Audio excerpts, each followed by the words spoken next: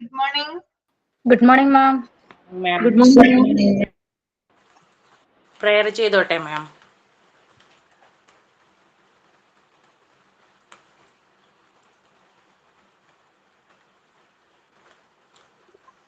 Good morning. Good morning Good മാം, morning, prayer ma'am. ചെയ്തോട്ടെ.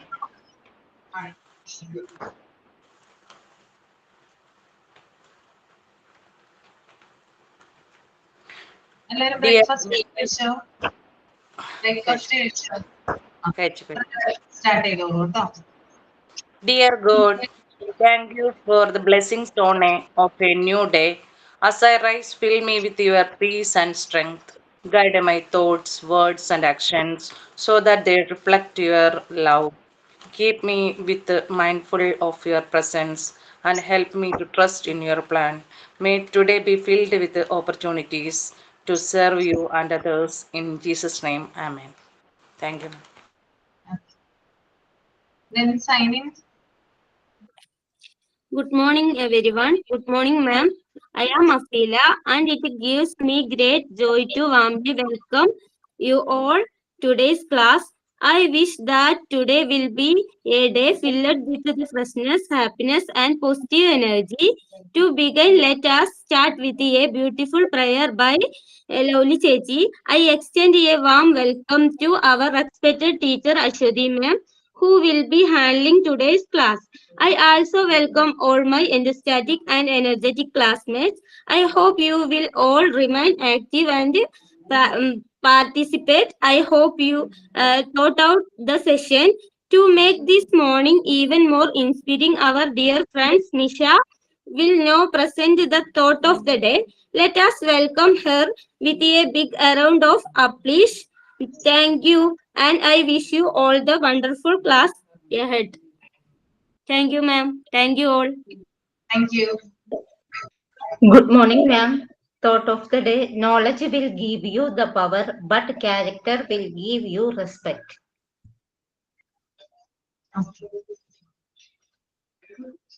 ഞാൻ എന്തെങ്കിലും ആക്ടിവിറ്റി തന്നായിരുന്നോ? Activity No, ma'am. Activity ഒന്നും തന്നിട്ടില്ല. അല്ലേ?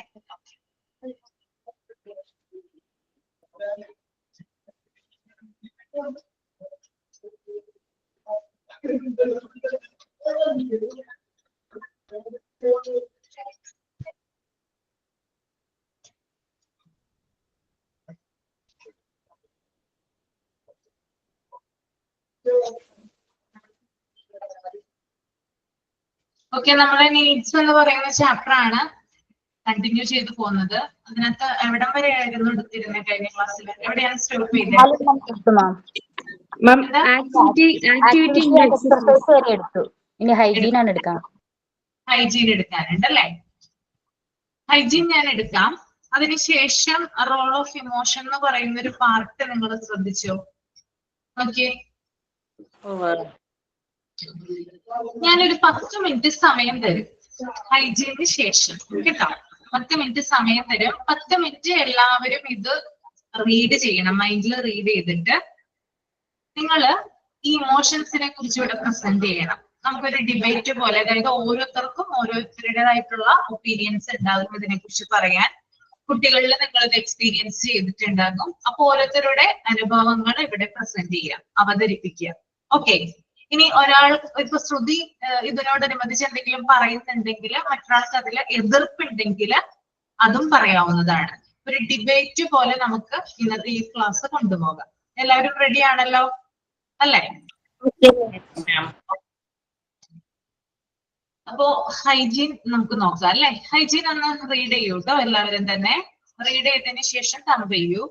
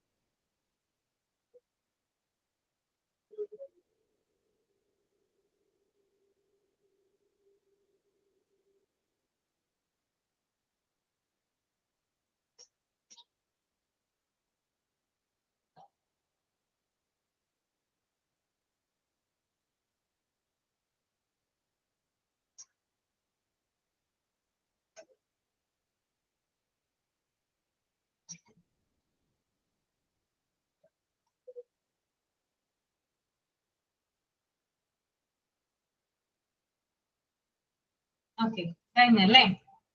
അപ്പൊ ഹൈജീനെ കുറിച്ചിട്ടാണ് പറയുന്നത് അല്ലെ, ശുചിത്വം എന്ന് പറയും. അത് കുട്ടികളെ സംബന്ധിച്ചായാലും അല്ലെങ്കിൽ വലിയവരെ ഇപ്പൊ നമ്മളെ സംബന്ധിച്ചായാലും ഇമ്പോർട്ടന്റ് ആയിട്ടുള്ള ഒരു കാര്യമാണോ ഹൈജീൻ എന്ന് പറയുന്നത്? അതെ. അതെ. എങ്ങനെയാണ് നമ്മൾ ഹൈജീൻ എങ്ങനെയാണ് ഉണ്ടാക്കിയെടുക്കേണ്ടത്? എന്തൊക്കെ കാര്യങ്ങളാണ് നമ്മൾ ശ്രദ്ധിക്കേണ്ടത്? ബാത്റൂമിൽ പോകുമ്പോ നല്ല ഹൈജീൻ വേണം. ബാത്റൂമിൽ പോവണേന്റെ ശേഷം സോപ്പിട്ട് കൈ കഴുകലും അങ്ങനെയുള്ളതൊക്കെ നല്ലതാണ്. പിന്നെ മാം, നമ്മള് ഹൈജീൻ എന്ന് പറയുന്നത് നമ്മൾ ആദ്യം വീട്ടിൽ നിന്ന് തുടങ്ങണം.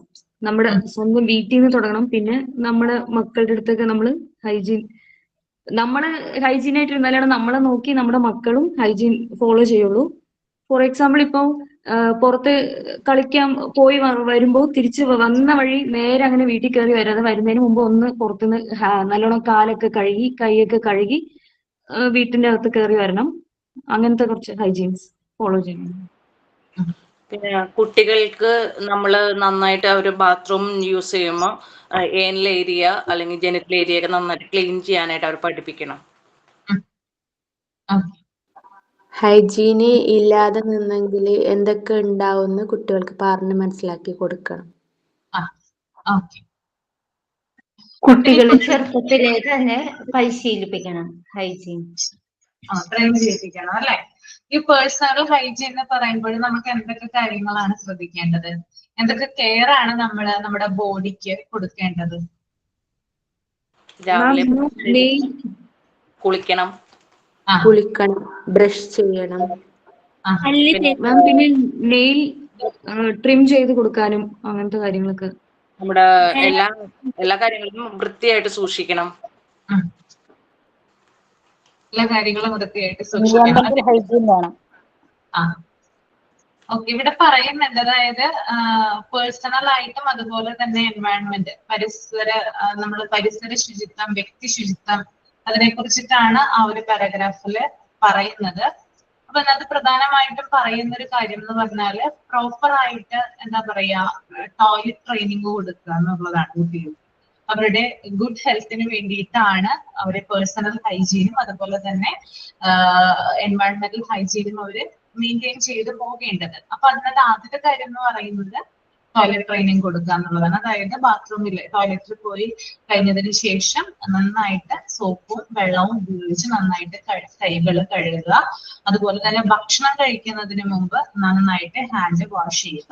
ഇതാണ് ബേസിക് ആയിട്ട് ആദ്യം തന്നെ നമ്മൾ പറഞ്ഞു കൊടുക്കേണ്ട കാര്യം. ഓക്കെ, അപ്പൊ അതിനെക്കുറിച്ച് പറഞ്ഞു കൊടുക്കുക, അവെയർ ചെയ്ത് കൊടുക്കുക. എന്തുകൊണ്ടാണ് കൈ കഴുകേണ്ട ആവശ്യം, എന്തിനു വേണ്ടിയിട്ടാണ് ബാത്റൂമിൽ പോയി കഴിഞ്ഞാൽ അല്ലെങ്കിൽ നമ്മൾ ടോയ്ലറ്റിൽ പോയി കഴിയുമ്പോൾ എന്തുകൊണ്ടാണ് നമ്മൾ കൈ കഴുകേണ്ടത്? അതായത് അവിടെ നമ്മള് ഒരു എന്താ പറയാ ടോയ്ലറ്റ് അല്ലെങ്കിൽ ബാത്റൂം എന്ന് പറയുന്നത് ധാരാളം എന്താ പറയാ ചെറിയ ചെറിയ ബാക്ടീരിയ അണുക്കളൊക്കെ ഉണ്ടാകുന്ന കൂടുതലായിട്ടുള്ള സ്ഥലമാണ് അല്ലെ?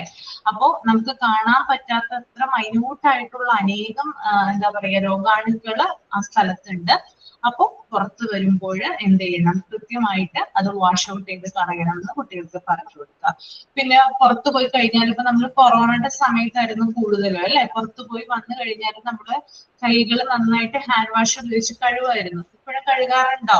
എനിക്ക് തോന്നുന്നു ഇപ്പോഴും ആളുകൾ അത് മെയിൻറ്റെയിൻ ചെയ്ത് പോകുന്നുണ്ട്, കുറച്ചു പേരെങ്കിലും. ഇല്ലേ? അന്ന് തുടങ്ങി. അതിനു മുമ്പ് നമുക്ക് ആ ഒരു ശീലം ഉണ്ടായിരുന്നില്ല. നമ്മൾ ടോയ്ലറ്റിൽ പോയി കഴിഞ്ഞതിന് ശേഷം മാത്രമാണ് കൈകൾ കഴുകിയിരുന്നത്.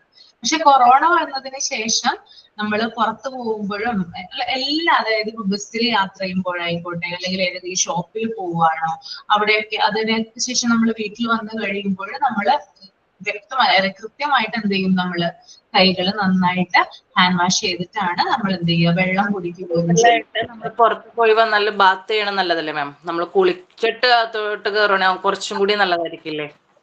അത് നല്ലതാണ് കേട്ടോ. പിന്നെ ശ്രദ്ധിക്കണം, അതായത് നമ്മുടെ ശരീരത്തിൽ, അതായത് പുറത്തുനിന്ന് നമ്മൾ വന്നു കഴിയുമ്പോൾ നമ്മുടെ ശരീരത്തിൽ വിയർപ്പ് ഉണ്ടാകാനുള്ള സാധ്യതയുണ്ട്. ഓക്കെ, അപ്പൊ വിയർപ്പ് ഒന്ന് വലിഞ്ഞിട്ട് അല്ലെങ്കിൽ അതൊന്ന് കുറച്ചു നേരം നമ്മൾ 5-10 മിനിറ്റ് നമ്മൾ റെസ്റ്റ് എടുത്തിട്ട് വേണം നമ്മൾ നേരെ പോയി കുളിക്കാനായിട്ട്. അല്ലെങ്കിൽ നമ്മുടെ ശരീരത്തിൽ നീർക്കെട്ട് അങ്ങനെയുള്ള കാര്യങ്ങളൊക്കെ ഉണ്ടാവാനായിട്ട് സാധ്യതയുണ്ട്. അപ്പൊ വെയിലത്ത് നിന്നൊക്കെയാണ് വരുന്നതെങ്കിൽ കുറച്ചു നേരം എന്ത് ചെയ്യുക, 10 മിനിറ്റ് ഇരിക്കുക, ഓക്കെ, റെസ്റ്റ് ചെയ്യുക. ദെൻ ആവശ്യത്തിന് വെള്ളം കുടിക്കുക, then പോയിട്ട് ബാത്ത് ചെയ്യുക. അത് നല്ലൊരു ശീലമാണ്. ബാത്ത് ചെയ്യുന്നത് നല്ലതാണ് കേട്ടോ. അതുപോലെ തന്നെ ടോയ്ലറ്റിൽ ഇപ്പോ നമുക്കറിയാം, ടോയ്ലറ്റിലൊക്കെ പോകുന്ന രാവിലെ കുഞ്ഞുങ്ങളുടെ ടോയ്ലറ്റിൽ പോയി കഴിഞ്ഞാൽ അപ്പൊ തന്നെ കുളിക്കാറാണ് പതിവ്. അപ്പൊ അതും നല്ലൊരു ശീലമാണ്. ഓക്കെ. ഞങ്ങളെ വീടിനടുത്തുള്ള ഒരു ചേച്ചി അങ്ങനെ ആയിരുന്നു. ഇപ്പൊ വെയിലത്തുനിന്ന് വന്നിട്ട് പെട്ടെന്ന് കുളിക്കാൻ കയറിയ ആള് പെട്ടെന്ന് എന്തോ സ്ട്രോക്കോ അങ്ങനെ എന്തോ പെട്ടെന്ന് വന്നു ആൾക്ക്. തലയൊക്കെ കുളിക്കുവാണെങ്കിലാണ് കൂടുതൽ, അതായത് വെയിലൊക്കെ കൊണ്ട് നമ്മൾ വേർപ്പൊക്കെ അടിഞ്ഞിട്ടാണ് കുളിക്കുന്നതെങ്കിൽ അത് കൂടുതൽ തലനീരിറക്കം, നീർക്കെട്ട് പോലുള്ള അസുഖങ്ങൾക്ക് കാരണമാകും. ഡോക്ടേഴ്സ് പറയും നമ്മുടെ ഓരോ ഏത് പാർട്ടാണ് ആദ്യം വെള്ളം ഒഴിക്കേണ്ടത്, ജസ്റ്റ് അങ്ങനെ ഞാൻ അങ്ങനെ എന്തിലോ വായിച്ചതാണ്. ചില പാർട്ടുകളിൽ നമ്മൾ പെട്ടെന്ന് വെള്ളം അങ്ങോട്ട് ഒഴിക്കാൻ പാടില്ല, ചെറുതായിട്ട് മറ്റു പാർട്ടുകളെ കുറിച്ച് പ്രൈവറ്റ് പാർട്ടുകൾ സാവധാനം മാത്രമേ വെള്ളം ഒഴിക്കാൻ പാടുള്ളൂ. അതെനിക്ക് കറക്റ്റായിട്ട് ഞാനിങ്ങനെ എന്തിലോ വായിച്ചതാണ്, കറക്റ്റായിട്ട് അറിയില്ല.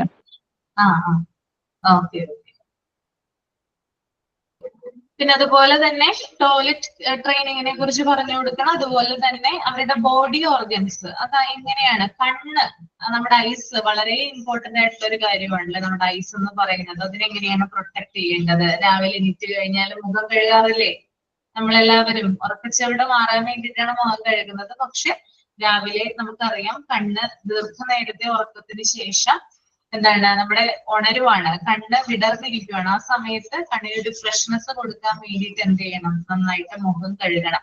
നല്ല പച്ചവെള്ളത്തിൽ നന്നായിട്ട് മുഖം കഴുകുന്നത് നല്ലതാണ്. പിന്നെ വെയിലത്ത് നിന്നൊക്കെ വന്നു കഴിഞ്ഞാൽ തണുത്ത വെള്ളം ഉപയോഗിച്ചും കണ്ണ് കഴുകാം. ഓക്കെ, അത് ചെയ്യാറുണ്ടോ എല്ലാവരും? ഓക്കെ. പിന്നെ അതുപോലെ തന്നെ നമ്മുടെ നോസ്, മൂക്ക്, നമുക്കറിയാം നമ്മുടെ മൂക്കിന്റെ ഇടയിൽ ചില അഴുക്കുകൾ കാര്യങ്ങളൊക്കെ കാണാറുണ്ട് അല്ലെ? അതൊക്കെ ക്ലീൻ ചെയ്യണം.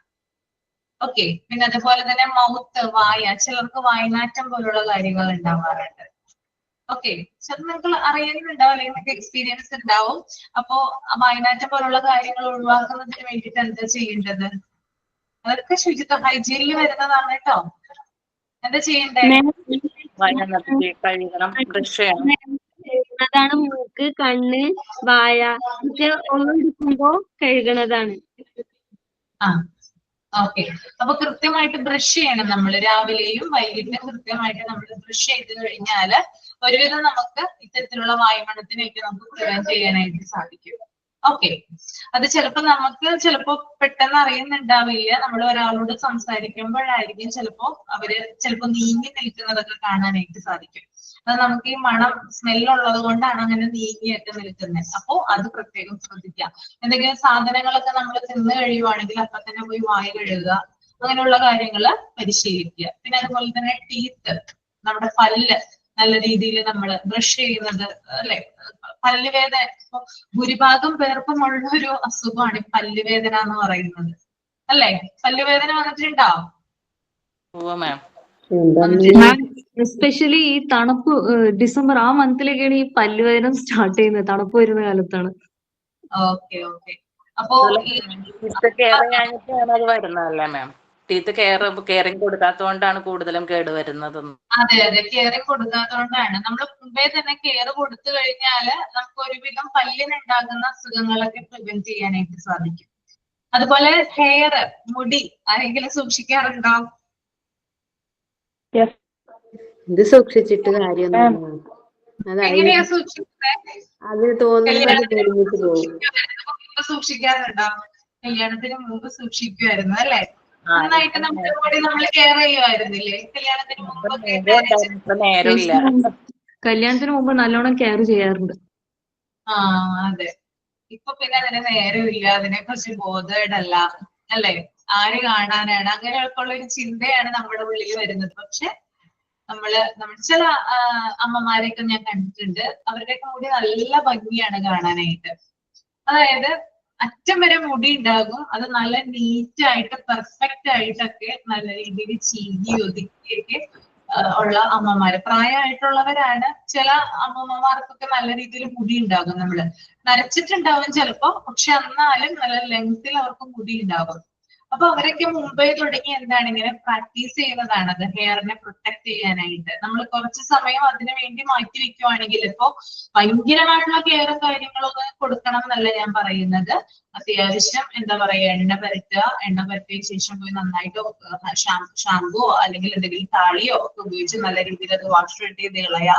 അതിനുശേഷം മുടി നല്ല രീതിയിൽ അതിന്റെ ജട എന്ന് പറയും അല്ലെ, ആ സാധനം കൃത്യമായിട്ട് നമ്മള് മാറ്റണം. എന്നാൽ മാത്രമേ നമുക്ക് മുടിയെ പ്രൊട്ടക്ട് ചെയ്യാനായിട്ട് സാധിക്കുകയുള്ളൂ. ഓക്കെ, അപ്പൊ നല്ല രീതിയിൽ ചീകി ഒതുക്കിയൊക്കെ വെച്ച് കഴിഞ്ഞാൽ, അതുപോലെ തന്നെ കിടക്കുന്ന നേരത്ത്, നമ്മൾ ഉറങ്ങുന്ന നേരത്ത് മുടി നല്ല രീതിയിൽ ഒതുക്കിയൊക്കെ വെച്ച് കഴിഞ്ഞാൽ ഒരുവിധം മുടിയെ നമുക്ക് മെയിൻറ്റെയിൻ ചെയ്യാനായിട്ട് സാധിക്കും കേട്ടോ. ഓക്കെ, പിന്നെ കുറച്ച് സമയം, ആഴ്ചയിൽ ഒരു ദിവസമെങ്കിലും കുറച്ച് കെയർ കൊടുത്തു കഴിഞ്ഞാല്, ബ്യൂട്ടി പാർലറിൽ പോയി കൊടുക്കുന്ന കെയർ അല്ലട്ടെ ഞാൻ ഉദ്ദേശിക്കുന്നത്, അല്ലാതെ നമ്മുടെ വീട്ടിൽ തന്നെ ചെയ്യാവുന്ന ചില കാര്യങ്ങളുണ്ട്. അതൊക്കെ കൊടുത്തു കഴിഞ്ഞാൽ ഹെയർ നമുക്ക് കുറച്ചു കാലമെങ്കിലും നമുക്ക് മുന്നോട്ട് പോകാനായിട്ട് സാധിക്കും. മാം, അതെ, എനിക്ക് ഈ സെക്കൻഡ് ഡെലിവറിക്ക് ശേഷം എനിക്ക് മുടി ലെങ്ത് ഉണ്ട്, നല്ലോണം ലെങ്ത് ഉണ്ട്, പിന്നെ എന്താ പറയാ ഉള്ളുണ്ട് ഉണ്ടായിരുന്നു. ഇത് എന്താ പറ്റിയ, സെക്കൻഡ് ഡെലിവറിക്ക് ശേഷം ഞാനിങ്ങനെ മുടി കെയർ ഒന്നും ചെയ്യാതെ മാം പറഞ്ഞ പോലെ ആ ഒരു കട്ട പിടിക്കൂലേ, ആ ഒരു സംഭവം ഇങ്ങനെ അടിയിൽ ഞാൻ അറിഞ്ഞില്ല. ഞാൻ ചുമ്മാ അങ്ങനെ കെയർ അങ്ങനെ ചെയ്യാറില്ല, ഐ മീൻ ചീപ്പ് വെച്ച് അങ്ങനെ ചെയ്യൊന്നും കൊടുക്കാത്തതുകൊണ്ട് അങ്ങനെ പിടിച്ച അവസാനം കട്ടേണ്ടി വന്നു. ഞാൻ മുടി കട്ട് ചെയ്തു, അങ്ങനെ ഒരു അവസ്ഥ വന്നു എനിക്ക്. അത് നമ്മൾ പ്രോപ്പർ ആയിട്ട് മെയിൻറ്റെയിൻ ചെയ്ത് കൊണ്ടുപോകുക. ദിവസവും മുടി ചീകുക എന്ന് പറയും. ചില ആൾക്കാർ പറയാറുണ്ട് ചീപ്പ് ഉപയോഗിക്കേണ്ടെന്നൊക്കെ. പക്ഷെ മുടി ഭയങ്കരമായിട്ടുള്ള സ്ട്രെസ്സും കാര്യങ്ങളും കൊടുത്ത മുടിയെ നമ്മൾ ഇതാക്കരുത്. അത്യാവശ്യം ചീകി കൊടുത്തിട്ട് അത് മെയിൻറ്റെയിൻ ചെയ്ത് കൊണ്ടുപോകും. പറയണല്ലേ മാം, ചീകിയാൽ വളരും എന്ന് പറയുന്നത് അവിടെ ബ്ലഡ് സർക്കുലേഷൻ ഉണ്ടാവും, അപ്പൊ മുടി വളരും എന്നാ പറയണേ. അത് തന്നെ. പിന്നെ അതുപോലെ തന്നെ മസാജ് ചെയ്ത് കൊടുക്കാം നമുക്ക് നമ്മുടെ കൈകൾ ഉപയോഗിച്ചിട്ട്. അതായത് ഒരു കസേരയിൽ ഇരുന്നിട്ട് നമ്മള് ചാരി ഇരിക്കണം, എന്നിട്ട് മുടി പുറകിലോട്ട് ഇടണം, എന്നിട്ട് മൊത്തം നമുക്ക് നമ്മുടെ കൈ കൊണ്ട് തന്നെ മസാജ് ചെയ്ത് കൊടുക്കാം. വേറെ ബ്യൂട്ടി പാർലറിൽ ചെന്ന് കഴിഞ്ഞാലാണല്ലോ നമുക്ക് അവരുടെയൊക്കെ സഹായം ആവശ്യമായിട്ട് വരുന്നത്. പക്ഷെ ഇതൊന്നും വേണ്ടാതെ ഇപ്പൊ നമ്മള് എണ്ണ ഇടുവാണെങ്കിൽ തന്നെ നമ്മളൊരു കസേരയിൽ ഇരിക്കുക, ചാരി ഇരിക്കുക, ദെൻ മൊത്തം മുടി ബാക്കിലോട്ട് ഇടുക. കസേരയുടെ ബാക്കിലോട്ട് ഇട്ട് കഴിഞ്ഞാൽ നമുക്ക് നന്നായിട്ട് മസാജ് ചെയ്യാനായിട്ട് സാധിക്കും. അപ്പൊ അതുകൂടി ഒന്ന് ട്രൈ ചെയ്ത് നോക്കുക കേട്ടോ. ഞാൻ എന്റെ മക്കൾക്ക് ചെയ്യാറുണ്ട് ഇതുപോലെ, വീക്ക്ലി വൺസ്, എവറി സൺഡേ ഇതുപോലെ മസാജ് ചെയ്ത് കൊടുക്കും. മസാജ് ചെയ്ത് കൊടുക്കാറുണ്ട് അല്ലെ. മസാജ് ചെയ്ത് കൊടുത്താൽ നമ്മുടെ ബ്ലഡ് സർക്കുലേഷൻ കൂടും, തലയോട്ടിയിലെ ബ്ലഡ് സർക്കുലേഷൻ കൂടുകയും മുടി വളരുകയും ചെയ്യും. ഓക്കെ, അപ്പൊ അതിനാണ് അങ്ങനെ പറഞ്ഞത് കേട്ടോ. അതുപോലെ തന്നെ അടുത്തത് സ്കിന്നിന്റെ കെയർ ആണ്. സ്കിൻ കെയർ എന്താ ചെയ്യണ്ടേ? സ്കിൻ കെയറിന് വേണ്ടിയിട്ട് എന്തൊക്കെ കാര്യങ്ങളാണ് ചെയ്യണ്ടേ? കുളിക്കുന്നത് തന്നെ മെയിൻ കാര്യമാണ്. കുളിക്കണം, ഡെയിലി നമ്മൾ കുളിക്കണം അല്ലെ, വൃത്തിയായിരിക്കണം നമ്മുടെ ശരീരം. ഓക്കെ, എണ്ണ തേച്ച് കുളി നല്ലതാണ്, നല്ലതാണ് അല്ലെ. ഓക്കെ, നമ്മൾ പുറത്ത് കുറെ കാര്യങ്ങൾ ചെയ്തോണ്ട് മാത്രം നമ്മുടെ സ്കിൻ നന്നാവോ?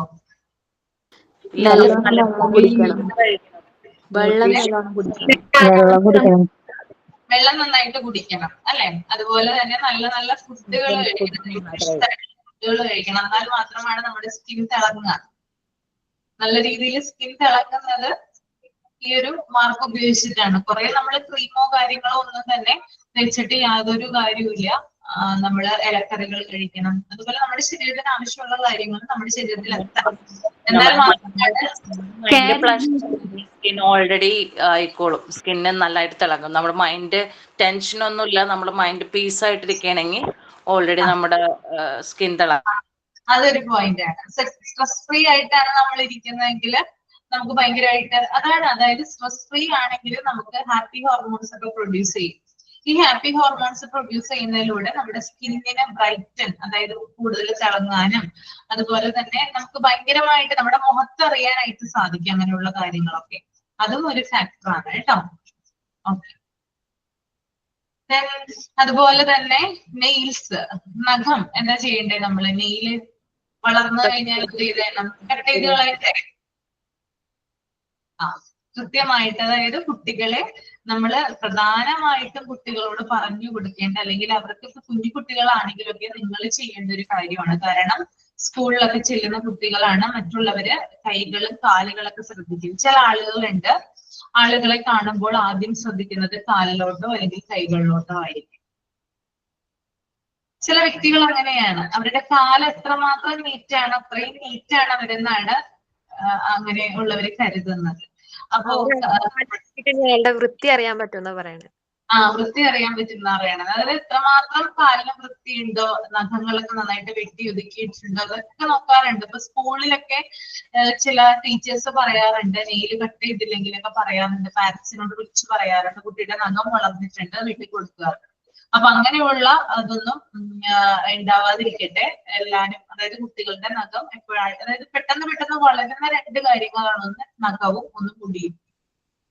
മുടി കൃത്യമായിട്ട് വെട്ടി ഒതുക്കി. ഇപ്പൊ ആൺകുട്ടികളൊക്കെ ആണെങ്കിലാണ് കൂടുതൽ. പെൺകുട്ടികൾ പിന്നെ മുടി ഉണ്ടല്ലോ, നമുക്കൊന്നും ചെയ്യാൻ പറ്റില്ല. ആൺകുട്ടികൾ അതായത് മുടി അവരുടെ ചീകി ഒതുക്കുക എന്നുള്ളതാണ് പെൺകുട്ടികളുടെ അമ്മമാര് ചെയ്യേണ്ടത്. എന്നാൽ ബോയ്സിന്റെ അമ്മമാര് ചെയ്യേണ്ടത് അത് വളരുന്നതിനനുസരിച്ച് അത് ബാർബർ ഷോപ്പിൽ കൊണ്ടുപോയി കട്ട് ചെയ്ത് കളയാന്നുള്ളതാണ്. അതുപോലെ തന്നെ നെയില്. അപ്പൊ ഈ രണ്ട് കാര്യങ്ങളും ഇങ്ങനെ വളർന്നുകൊണ്ടേയിരിക്കും. അപ്പൊ അത് പ്രോപ്പർ ആയിട്ട് അവരെ നമ്മൾ വാച്ച് ചെയ്താൽ മാത്രമാണ് പറയാം. ചില കുഞ്ഞുങ്ങൾ പറയും, ഇങ്ങോട്ട് പറയും, അമ്മേന്റെ നഖം വളർന്നിട്ടുണ്ട് വെട്ടി തരുമെന്ന് ചോദിക്കും. ചില കുഞ്ഞുങ്ങൾ പറയില്ല. നമ്മൾ അങ്ങോട്ട് ശ്രദ്ധിക്കണം. ഓക്കെ, ഞാൻ എന്റെ മോന് ഒരു ഡേ പറഞ്ഞു കൊടുത്തിട്ടുണ്ട്. ആ ഡേ ആകുമ്പോ അവൻ എന്നെ ഓർമ്മിപ്പിക്കും. നഖം വെട്ടുന്നില്ലേ. നല്ല കാര്യം. ഓക്കെ, അപ്പൊ ഇത്രയുമാണ് നമ്മുടെ പേഴ്സണൽ ഹൈജീനിൽ വരുന്നത്. നമ്മൾ സ്വയം എങ്ങനെ നമ്മൾക്ക് കെയർ കൊടുക്കാം, നമ്മൾ എങ്ങനെ ശുചിത്വം പാലിക്കാം. അപ്പൊ ഇത്രയും കാര്യങ്ങൾക്ക് നമ്മൾ ഇമ്പോർട്ടൻസ് കൊടുക്കണം. അതുപോലെ തന്നെ വേറൊരു പ്രധാനപ്പെട്ട പോയിന്റ് ആണ് ജെനിറ്റൽ ഏരിയ, പ്രൈവറ്റ് പാർട്സ്, അവിടെയൊക്കെ വൃത്തിയായിട്ടിരിക്കാനായിട്ട് സൂക്ഷിക്കാനായിട്ട് പറയണം. അതായത് ഇപ്പൊ ടോയ്ലറ്റിൽ പോകുമ്പോഴോ അല്ലെങ്കിൽ ഇപ്പോ എന്താ പറയാ യൂറിൻ പാസ് ചെയ്യാനായിട്ട് പോകുമ്പോഴോ അതിനുശേഷം നല്ല രീതിയിൽ വെള്ളം ഒഴിച്ച് കഴുകി കളയാനായിട്ട് പറയണം. അത് ആൺകുട്ടി ആയാലും ശരി പെൺകുട്ടി ആയാലും ശരി, രണ്ടുപേരോടും അതിനെക്കുറിച്ചൊരു അവയർനെസ് നിങ്ങൾ കൊടുത്തിരിക്കണം. എന്തുകൊണ്ടാണ് അങ്ങനെ ഓക്കെ 2.5 വയസ്സ് കഴിഞ്ഞതേ ഉള്ളൂ. 2.5 വയസ്സായതേ ഉള്ളൂ, കഴിഞ്ഞതേ ഉള്ളൂ. അങ്ങനെ ചെയ്യാറുണ്ട്, വെള്ളം ഒഴിച്ച് കഴുകാറുണ്ട് അല്ലെ? ഓക്കെ. അപ്പൊ അതായത് വാട്ടർ ഉപയോഗിച്ച് കൃത്യമായിട്ട് ക്ലീൻ ചെയ്യാനൊക്കെ പറയണം. അതുപോലെ തന്നെ നമുക്കറിയാം പീരീഡ്സ് ആകുന്ന കുട്ടികളില്, പെൺകുട്ടികളില് പീരീഡ്സ് ആകുന്ന സമയത്ത് എന്തൊക്കെയാണ് നമ്മൾ പേഴ്സണൽ ഹൈജീൻ പാലിക്കേണ്ടത്, അങ്ങനെയുള്ള കാര്യങ്ങളൊക്കെ നിങ്ങൾക്ക് അറിയാൻ പറ്റുമെന്ന് വിചാരിക്കുന്നു. ഞാൻ കൂടുതലായിട്ട് പറയുന്നില്ല. അപ്പൊ അതിനെ കുറിച്ച് പറഞ്ഞു കൊടുക്കണം. ആദ്യമൊക്കെ ചിലപ്പോ ഫസ്റ്റ് ടൈം ഒക്കെ ആകുന്ന കുട്ടികൾക്ക് ചിലപ്പോൾ അതിനെക്കുറിച്ച് അറിയുന്നുണ്ടാവില്ല. പിന്നീട് നമ്മൾ ഓരോ തവണയും കുറച്ച് അത് പറഞ്ഞു കൊടുത്തു കഴിഞ്ഞാൽ അവര് തന്നെ അത് ചെയ്തുകൊള്ളും. അപ്പൊ എങ്ങനെയാണ് ആ സമയത്ത് നമ്മൾ പ്രത്യേകം ഹൈജീൻ പാലിക്കേണ്ടതുണ്ട് അല്ലെ? ഓക്കെ, അപ്പോ ആ ഒരു കാര്യവും പറഞ്ഞു കൊടുക്കേണ്ടതുണ്ട്. പിന്നെ അതുപോലെ തന്നെ ഹാൻഡ് വാഷ് ചെയ്യേണ്ട കാര്യവും, ടോയ്ലറ്റിൽ പോയി കഴിഞ്ഞാൽ ഹാൻഡ് എങ്ങനെ വാഷ് ചെയ്യാം, നന്നായിട്ട് സോപ്പും വെള്ളവും ഉപയോഗിച്ചിട്ടാണ് വാഷ് ചെയ്യേണ്ടത്, അങ്ങനെയുള്ള കാര്യങ്ങളും പറഞ്ഞു കൊടുക്കേണ്ടത് കേട്ടോ. ഓക്കെ, ക്ലിയർ ആയെന്ന് വിചാരിക്കുന്നു. ഓക്കെ അല്ലേ? Yes ma'am. ഇനി റോൾ ഓഫ് ഇമോഷൻ. അപ്പൊ ഞാൻ പറഞ്ഞു എങ്ങനെയാണ് ഇത് പ്രസന്റ് ചെയ്യേണ്ടതെന്ന്. എല്ലാവർക്കും ക്ലിയർ ആയിട്ടുണ്ടെന്ന് വിചാരിക്കുന്നു. അപ്പൊ എല്ലാവരും ഒന്ന് ജസ്റ്റ് അതൊന്ന് ഒരു 10 മിനിറ്റ് ഞാൻ സമയം തരാം കേട്ടോ. ഒന്ന് വായിച്ചിട്ട് അതിനെക്കുറിച്ച് ഒരു ഐഡിയ ഉണ്ടാക്കിയെടുക്കുക. മാം ഒന്നും കൂടി ഒന്ന് പറഞ്ഞു എന്താ ചെയ്യേണ്ടത്, എനിക്ക് ക്ലിയർ ആയില്ല. അതായത് റോൾ ഓഫ് ഇമോഷൻസ് ആദ്യം റീഡ് ചെയ്യാം. റീഡ് ചെയ്തതിന് ശേഷം നിങ്ങൾക്ക് ഇതിനകത്ത് എക്സ്പീരിയൻസ് ഉണ്ടാവും, അതിവിടെ പ്രസന്റ് ചെയ്യാം. അത്രേ ഉള്ളൂ. സന്തോഷം, സങ്കടം, ദേഷ്യം, ഭയം എന്നിവയെ കുറിച്ച് പറയാനാണോ പറഞ്ഞത്? റോൾ ഓഫ് ഇമോഷൻസ് അത് അതിലോട്ട് കടന്നിട്ടില്ല. റോൾ ഓഫ് ഇമോഷൻസ് മാത്രം, ആ ഒരു പാരഗ്രാഫ് മാത്രം കേട്ടോ. മനസ്സിലായോ സീന? ഓക്കെ മാം, മനസ്സിലായി. ഓരോരുത്തർക്കും പ്രത്യേകം എന്താ പറയാ എക്സ്പീരിയൻസ് ആകും ചിലപ്പോൾ ഇതിനകത്ത് ഉണ്ടാവുക. അത് ഓരോരുത്തരായിട്ട് പറയാൻ വേണം കേട്ടോ.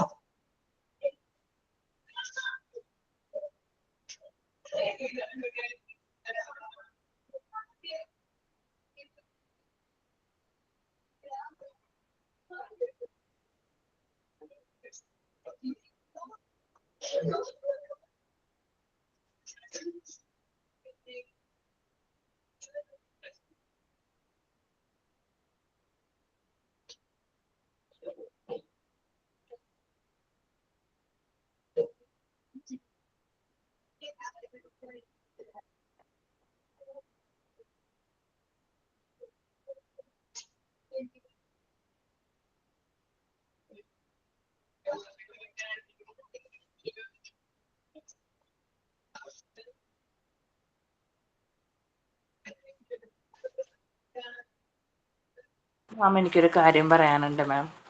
പറഞ്ഞോളൂ. ഞാൻ ഓൾറെഡി എൻ്റെ തൊട്ടടുത്ത് തന്നെ ഒരു സ്കൂളുണ്ട്. അപ്പോൾ അവിടെ ഞാൻ ഇന്റേൺഷിപ്പിന് പറഞ്ഞു വെച്ചിട്ടുണ്ടായിരുന്നു.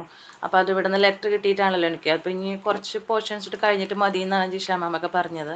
അപ്പോൾ ഇന്നലെ എനിക്ക് അവിടുത്തെ എച്ച്.എം എൻ്റെ ഒരു പരിചയമുള്ളൊരു ചേച്ചിയാണ് വിളിച്ചിട്ട് എന്നോട് ചോദിച്ചു, നാളെ 3 ടീച്ചേഴ്സ് ലീവാണ്, ലവ്ലി ഒന്ന് വരാമോ, ഒന്ന് മാനേജ് ചെയ്യാമോ പിള്ളേരെ എന്ന് ചോദിച്ചു. അപ്പം ഞാൻ എന്താ അതിൻ്റെ ടിപ്സ് എന്തെങ്കിലും മാം പറഞ്ഞു തരുവാണെങ്കിൽ എനിക്കത് വലിയ ഉപകാരമായിരിക്കും. അപ്പം ഞാൻ നാളെ ക്ലാസ്സിൽ കയറുവാണ് ഒരു ദിവസത്തേക്ക് വേണ്ടിയിട്ട്.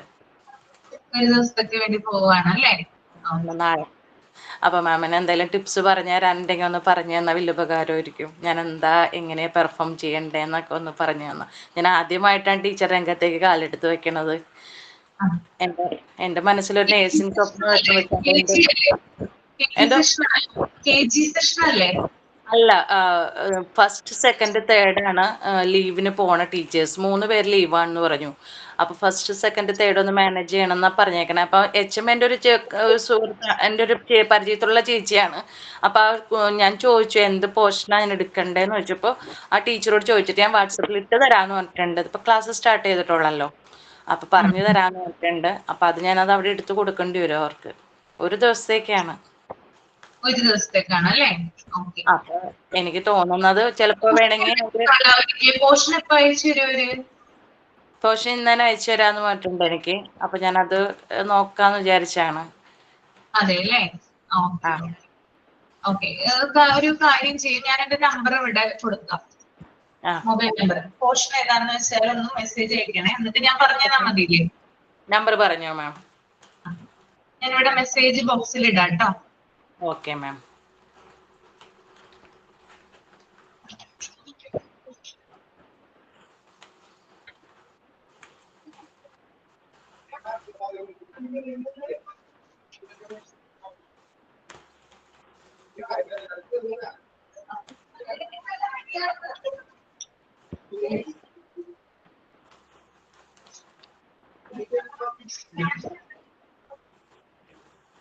ഓക്കെ, ഞാൻ ഇട്ടിട്ടുണ്ട് കേട്ടോ. Okay, thank you ma'am. Portion നോക്കിയിട്ട് ഒന്ന് മെസ്സേജ് അയച്ചാൽ മതി കേട്ടോ. Okay ma'am. ലവ്ലി ചേച്ചി, all the best. Thank you ഡാ, താങ്ക് യു. പേടിക്കണ്ട കേട്ടോ. ദൈവം തന്നൊരു അവസരമായിട്ട് ഞാൻ കരുതണു. മിസ്സിന്റെ പ്രാർത്ഥന വേണം, അനുഗ്രഹം വേണം. എല്ലാം ഉണ്ടാവും കേട്ടോ, യാതൊരു കാരണവശാലും പേടിക്കണ്ട. പേടിയൊന്നുമില്ല, കാരണം എനിക്ക് നന്നായിട്ട് പ്രസന്റ് ചെയ്യണമെന്നുണ്ട്. അതിനൊരു കോൺഫിഡൻസ് തന്നിട്ടുണ്ട്. അങ്ങനെ ഒരു, പക്ഷെ എന്താ ചെയ്യേണ്ടതെന്നൊന്നും അറിയില്ല. അതവിടെ ഞാൻ ഓർക്കണത് ക്ലാസ് ഒന്നും എനിക്ക് ഇട്ട് തരുമ്പോൾ എനിക്ക് അതിനെ പറ്റി ഒന്ന് പ്രിപ്പയർ ചെയ്യാൻ പറ്റുമല്ലോ. ഇന്നൊരു ദിവസം ഉണ്ടല്ലോ, രാത്രി ആയാലും എനിക്ക് ചെയ്യാമല്ലോ. അപ്പൊ ഞാൻ മാമനെ ഇട്ട് തരാം, മാമ ഒന്ന് പറഞ്ഞു തന്നോ കേട്ടോ. Okay, thank you ma'am. Confident ആയിട്ട് തന്നെ പോവുക കേട്ടോ. അതായത് നമ്മുടെ കോൺഫിഡൻസ് നമ്മൾ ധൈര്യത്തോടു കൂടി തന്നെ ക്ലാസ് എടുക്കാൻ പോവുക. യാതൊരു കാരണവശാലും പേടിക്കരുത്. ഞാൻ പഠിച്ച സ്കൂള് തന്നെയാണ്, പിന്നെ എനിക്ക് പരിചയമുള്ളവരൊക്കെ തന്നെയാണ്, നാട്ടിലുള്ളവരൊക്കെ തന്നെയാണ്. കുഴപ്പമില്ല. പിന്നെ എൻ്റെ ഡാഡിയും മമ്മിയും, ഫാദറിൻലോ മദറിൻലോ അവിടുത്തെ ടീച്ചേഴ്സ് ആയിരുന്നു പണ്ട്. അവർ മരിച്ചുപോയി. അപ്പൊ എനിക്കതൊരു നല്ലൊരു ഭാഗ്യമായിട്ട് തോന്നണു, ദൈവം തന്നൊരു അവസരമായിട്ട് തോന്നണു. ഓക്കെ ഓക്കെ, ശരി.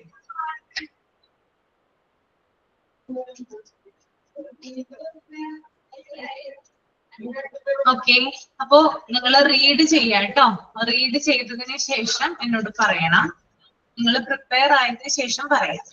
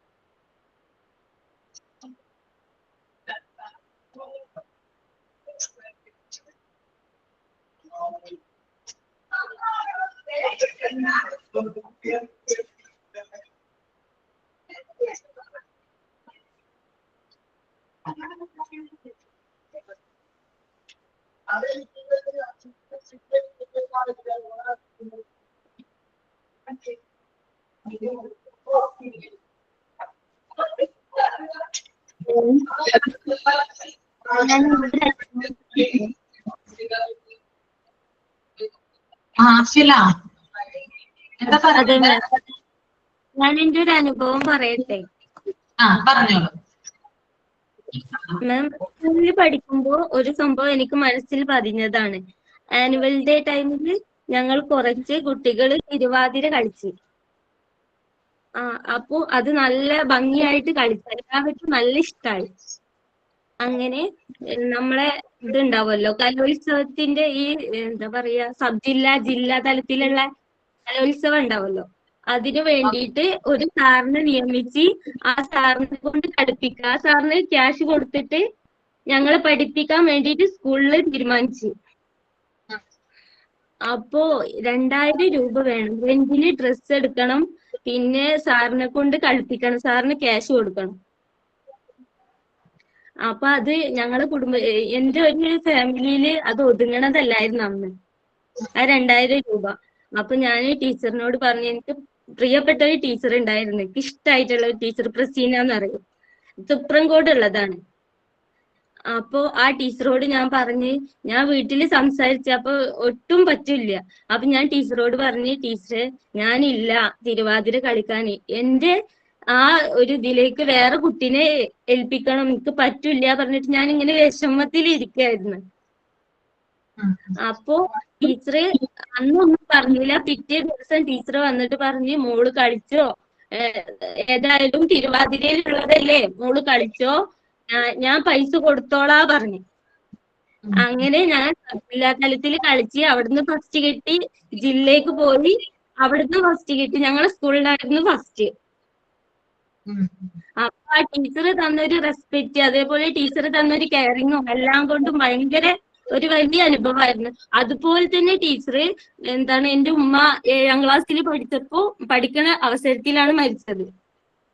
പെട്ടെന്നുള്ളൊരു ആക്സിഡന്റ് ആയിരുന്നു. ചക്ക വീണിട്ടായിരുന്നു മരിച്ചത്. ഈ തോളിന്റെ ഇവിടെ കർണനരമ്പ് എന്നൊക്കെ പറയും അവിടെ. അപ്പോ എന്നിട്ട് അവിടുന്ന് ഒരു 3 മാസം 4 മാസം കഴിഞ്ഞപ്പോ എന്റെ ഫാമിലി കൂടി തീരുമാനിച്ചു ഞങ്ങളൊരു ഹോസ്റ്റലിലാക്കാം. 2 പെൺകുട്ടികളാണ്, അവരുടെ ലൈഫ് എന്താകും, അപ്പൊ ഒരു ഹോസ്റ്റലിൽ കൊണ്ടാക്കാം പറഞ്ഞിട്ട് മലപ്പുറം തിരൂരങ്ങാടി അവിടെ ഇവിടെ ഉള്ളൊരു ഹോസ്റ്റലിൽ ഞങ്ങൾ കൊണ്ടാക്കാൻ തീരുമാനിച്ചു. അങ്ങനെ ഞങ്ങള് അവിടെ കണ്ടിട്ട് ആ സ്കൂളിൽ ഒരു 2 മാസം പോയി. ഞങ്ങൾക്ക് തീരെ പറ്റിണ്ടായിരുന്നില്ല ആ ടൈമില് അവിടെ പോയിട്ട് പഠിക്കാനും ഒന്നും മൈൻഡ് ഒന്നും ക്ലിയർ അല്ലായിരുന്നു. അങ്ങനെ ഒരു 3 മാസം കണ്ടിന്യൂ പോയി. എന്നിട്ട് ഒരു ലീവിന് എൻ്റെ ഒരു എന്താ പറയാ ഉപ്പാടെ അനിയന്റെ മാരേജ് ആയപ്പോ ഞങ്ങൾ വീട്ടിലോട്ട് വന്ന്.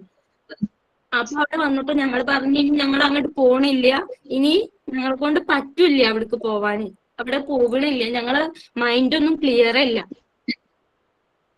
അങ്ങനെ പറഞ്ഞിട്ട് പക്ഷെ അവര് ഇവിടുന്ന് വെട്ടിയിട്ട് അവിടെ ആ സ്കൂളിൽ കൊണ്ടുപോയി ചേർത്തപ്പോ TC പിന്നെ തരില്ല എന്ന് പറഞ്ഞു. അങ്ങനെ ഈ ടീച്ചറോട് തന്നെ എന്റെ പേരൻസ് ഈ പ്രസീന ടീച്ചറോട് തന്നെ പറഞ്ഞു ഇനി അവര് അവിടെ തുടർന്ന് പഠിക്കണില്ല, TC കിട്ടണില്ല, ടീച്ചറോ കെയർ ഓഫില് വേറൊരു സ്കൂളില് ചേർക്കാൻ പറ്റുമോന്ന് ചോദിച്ചു. അപ്പൊ ടീച്ചർ ഉടൻ തന്നെ പറഞ്ഞ് എനിക്ക് അറിയുന്ന ഒരു മാഷുണ്ട് തിരുനാവായ നവാമുകുന്ദ സ്കൂളില്,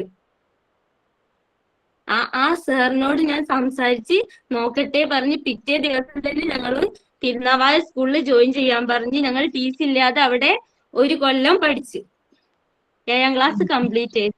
അങ്ങനത്തെ ഒരു അനുഭവം ഉണ്ടായി. എന്റെ ടീച്ചർ ഒരിക്കലും മറക്കാൻ പറ്റില്ല. Teacher ma'am thank you. ടീച്ചറിന്റെ പേരെന്തായിരുന്നു? പ്രസീന. ഓക്കെ, ഞാൻ നിങ്ങളുടെ ഇഷ്ടപ്പെട്ട ടീച്ചറിനെ കുറിച്ച് എഴുതാനൊക്കെ ഞാൻ പറയും കേട്ടോ. നമ്മൾ പാർട്ട് 4 കിടക്കുമ്പോഴാണ് അത് വരുന്നേ. അത് അന്ന് പറയാം എന്താണെന്ന് കേട്ടോ. ഓക്കെ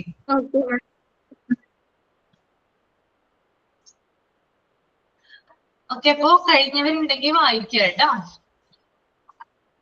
പ്രസന്റ് ചെയ്യാം നിങ്ങളുടെ എക്സ്പീരിയൻസ് ഈ ഇമോഷൻസുമായി ബന്ധപ്പെട്ട്.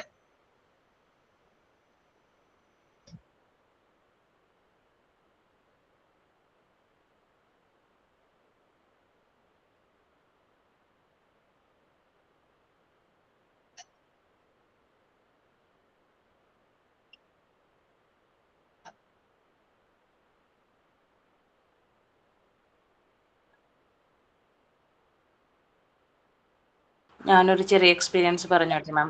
ഒന്നുമല്ല, എൻ്റെ മദർ-ഇൻ-ലോ ഞാൻ കല്യാണത്തിന് മുമ്പ് എന്നെ മരിച്ചുപോയി. ഞാൻ 7ാം ക്ലാസ്സിൽ പഠിക്കുമ്പോൾ തന്നെ മരിച്ചുപോയി. പക്ഷെ എന്നെ 3ാം ക്ലാസ്സിൽ പഠിപ്പിച്ചിട്ടുണ്ട്.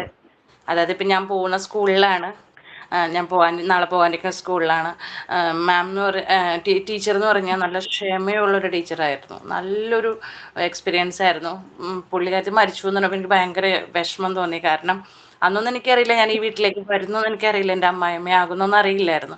പക്ഷേ ആ സമയത്ത് എനിക്ക് ഒത്തിരി വിഷമം. കാരണം ടീച്ചർ ഞങ്ങളുടെ വേറെ ഒന്നുമല്ല, ടീച്ചറിൻ്റെ ഒരു സംസാരം തന്നെ നല്ലൊരു പ്ലസന്റ് ആയിരുന്നു. എന്താ പറയണ, നല്ല ശാന്തമായിരുന്നു. നന്നായിട്ട് പഠിപ്പിക്കാൻ ചെവിയിലൊക്കെ പിടിക്കുമെങ്കിലും പക്ഷെ വേദനിപ്പിക്കില്ലായിരുന്നു. പക്ഷെ വേറൊരു ടീച്ചർ ഉണ്ടായിരുന്നു, മനോഹർ. ഈ ടീച്ചറിന്റെ എൻ്റെ അമ്മായിമ്മയുടെ പേര് ആനി ടീച്ചർ എന്നാണ്. വേറൊരു ടീച്ചർ മനോഹരി എന്ന് പറഞ്ഞൊരു ടീച്ചർ ഉണ്ടായിരുന്നു. പക്ഷെ ടീച്ചർ എന്ന് പറയുന്ന ഒരു ഓപ്പോസിറ്റ് ആയിരുന്നു. എന്ത് കിട്ടിയാലും ദേഷ്യം കയറിയാലും ഭയങ്കരമായിട്ട് അടിക്കും. ചിലപ്പോൾ ബുക്കൊക്കെ വെച്ച് അടിക്കും ഞങ്ങളുടെ മുഖത്തൊക്കെ ഇട്ട്. അങ്ങനെ ഭയങ്കര ഒരു ടീച്ചറായിരുന്നു. അപ്പൊ ഈ 2 പേരിലും ഭയങ്കര ഡിഫറൻസ് എനിക്ക് തോന്നിയിട്ടുണ്ടായിരുന്നു. കാരണം എൻ്റെ അമ്മായിമ്മ എന്ന് പറയുമ്പോൾ പക്ഷെ എനിക്ക് അതിനുള്ള ഭാഗ്യം കിട്ടിയില്ല. കാരണം അമ്മ എടുക്കുകയാണ്. പക്ഷേ ഡാഡിയും സാറായിരുന്നു. പിന്നെ കുറച്ച് നാൾ കഴിഞ്ഞപ്പോൾ പുള്ളി വേറെ കല്യാണം കഴിച്ചു. ഇപ്പം എനിക്ക് 2 അനമ്മയുണ്ട്. ഡാഡി മരിച്ചു പോയി, ഇപ്പം 2 അനമ്മ എൻ്റെ കൂടെ ഉണ്ട്. ഞാൻ 2 അനമ്മയും കൂടിയാണ് ഇപ്പം ജീവിക്കുന്നത്. അപ്പൊ ഒത്തിരി സ്ട്രഗിൾ ചെയ്തിട്ടുണ്ട്. കുറേ 2 അനമ്മ എന്ന് പറയുമ്പോൾ ഒരിതുണ്ടല്ലോ, എല്ലാവർക്കും അറിയാലോ. അപ്പൊ അതിന്റെ പേരിൽ കുറെ എനിക്ക് പോരൊക്കെ സഹിച്ചിട്ടുണ്ട്, കുറെ സ്ട്രഗിൾ ചെയ്തിട്ടുണ്ട്. പക്ഷെ ഞാനിപ്പോ ഓർക്കണത് അങ്ങനെ കുറെ സ്ട്രഗിളിങ് കൂടെ കടന്നു പോയത് കൊണ്ട് എനിക്കിപ്പോ ഈ ഒരു ക്യാൻസറിനെ നേരിടാനുള്ളൊരു ഒരു കരുത്ത് എനിക്ക് ആ സ്ട്രഗിളിങ്ങിൽ കൂടെ. അല്ലെങ്കിൽ ഞാൻ ഒരു തൊട്ടാമടിയായിരുന്നു. ഒന്ന് ജസ്റ്റ് തൊടുമ്പോഴേക്കും എന്തെങ്കിലും ഒന്ന് കേൾക്കുമ്പോഴേക്കും കുഴഞ്ഞു പോണ ഞാനായിരുന്നു. പക്ഷെ ഞാൻ എൻ്റെ ഈ സ്ട്രഗിളിങ്ങിൽ കൂടെ ഞാൻ കുറെ കാര്യങ്ങൾ പഠിച്ചു. എന്തിനെ നേരിടാൻ പഠിച്ചു. എന്ത് സിറ്റുവേഷൻ വന്നാലും അതിനെ നേരിടാനുള്ള ഒരു മൈൻഡ് എനിക്ക് ആ സ്ട്രഗിളിങ്ങിൽ കൂടെ കിട്ടി. അപ്പൊ ഞാൻ അവർക്ക് നന്ദി പറയാം. കാരണം അതൊരു ഉപകാരമായിട്ട് എനിക്ക് മാറി. അവർ ആ ഒരു ദ്രോഹം ചെയ്തത് എനിക്ക് ഉപകാരമായിട്ട് മാറി. അങ്ങനെ ഒരു സിറ്റുവേഷനും പറഞ്ഞു മാത്രമല്ല. Thank you ma'am. ഓക്കെ.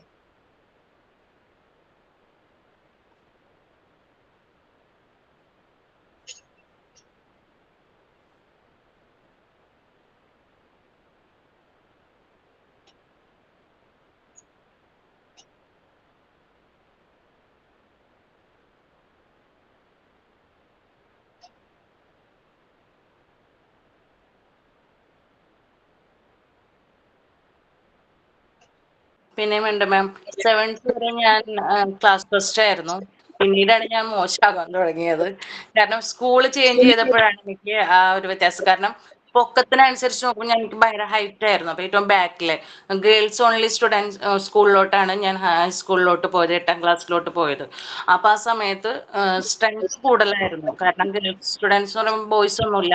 അപ്പൊ കുറെ പിള്ളേരുണ്ടായിരുന്നു. അപ്പൊ എന്നെ ഏറ്റവും ബാക്കിലോട്ട് തഴഞ്ഞു. ആ സമയത്ത് എനിക്ക് ക്ലാസ് കേൾക്കാൻ പറ്റില്ലായിരുന്നു, ശ്രദ്ധിക്കാൻ. ഇപ്പൊ എല്ലാവരും ബാക്കിലിരിക്കുന്ന ബാക്ക് ബെഞ്ചേഴ്സിന് അറിയാലോ, ഏകദേശം വർത്താനക്കാരായിരിക്കും. അപ്പൊ ഈ വർത്താനത്തിന് എനിക്ക് ഒന്നും മനസ്സിലാകില്ലായിരുന്നു. എനിക്ക് എന്നെ ടീച്ചറോട് പറഞ്ഞാലും എനിക്കൊന്നും പറയാനുള്ള ഒരു അന്നേരം ഒരു ഇതില്ലായിരുന്നു. അങ്ങനെ കുറച്ച് നാള് 10ാം ക്ലാസ് വരെ ഞാനിങ്ങനെ ഇഴഞ്ഞു വലിഞ്ഞൊക്കെയാണ് പഠിച്ചത്. പക്ഷെ 10ൽ എന്തോ ഒരു ഭാഗ്യത്തിന് എനിക്ക് പഠിക്കാൻ ഒരു ഇത് കിട്ടി, പഠിച്ചു. അങ്ങനെ നല്ല മാർക്ക് വേണ്ടി പാസ്സായി. പിന്നെ ഞാൻ ഡിഗ്രി BSc ബോട്ടണി ചെയ്തുകൊണ്ടിരിക്കുമ്പോൾ എനിക്ക് നഴ്സിങ്ങിന് ഭയങ്കര ആഗ്രഹമായിരുന്നു. നഴ്സിങ്ങിന് എനിക്ക് കിട്ടി പാറ്റ്നയിൽ. അപ്പൊ ഞാൻ അവിടെ പോയി, ഇത് വിട്ടേച്ച് അവിടെ പോയി. അവിടെ ചെന്നു. ഇതും 1.5 വർഷം, സെക്കൻഡ് ഇയർ ആയിരുന്നു BSc ബോട്ടണി.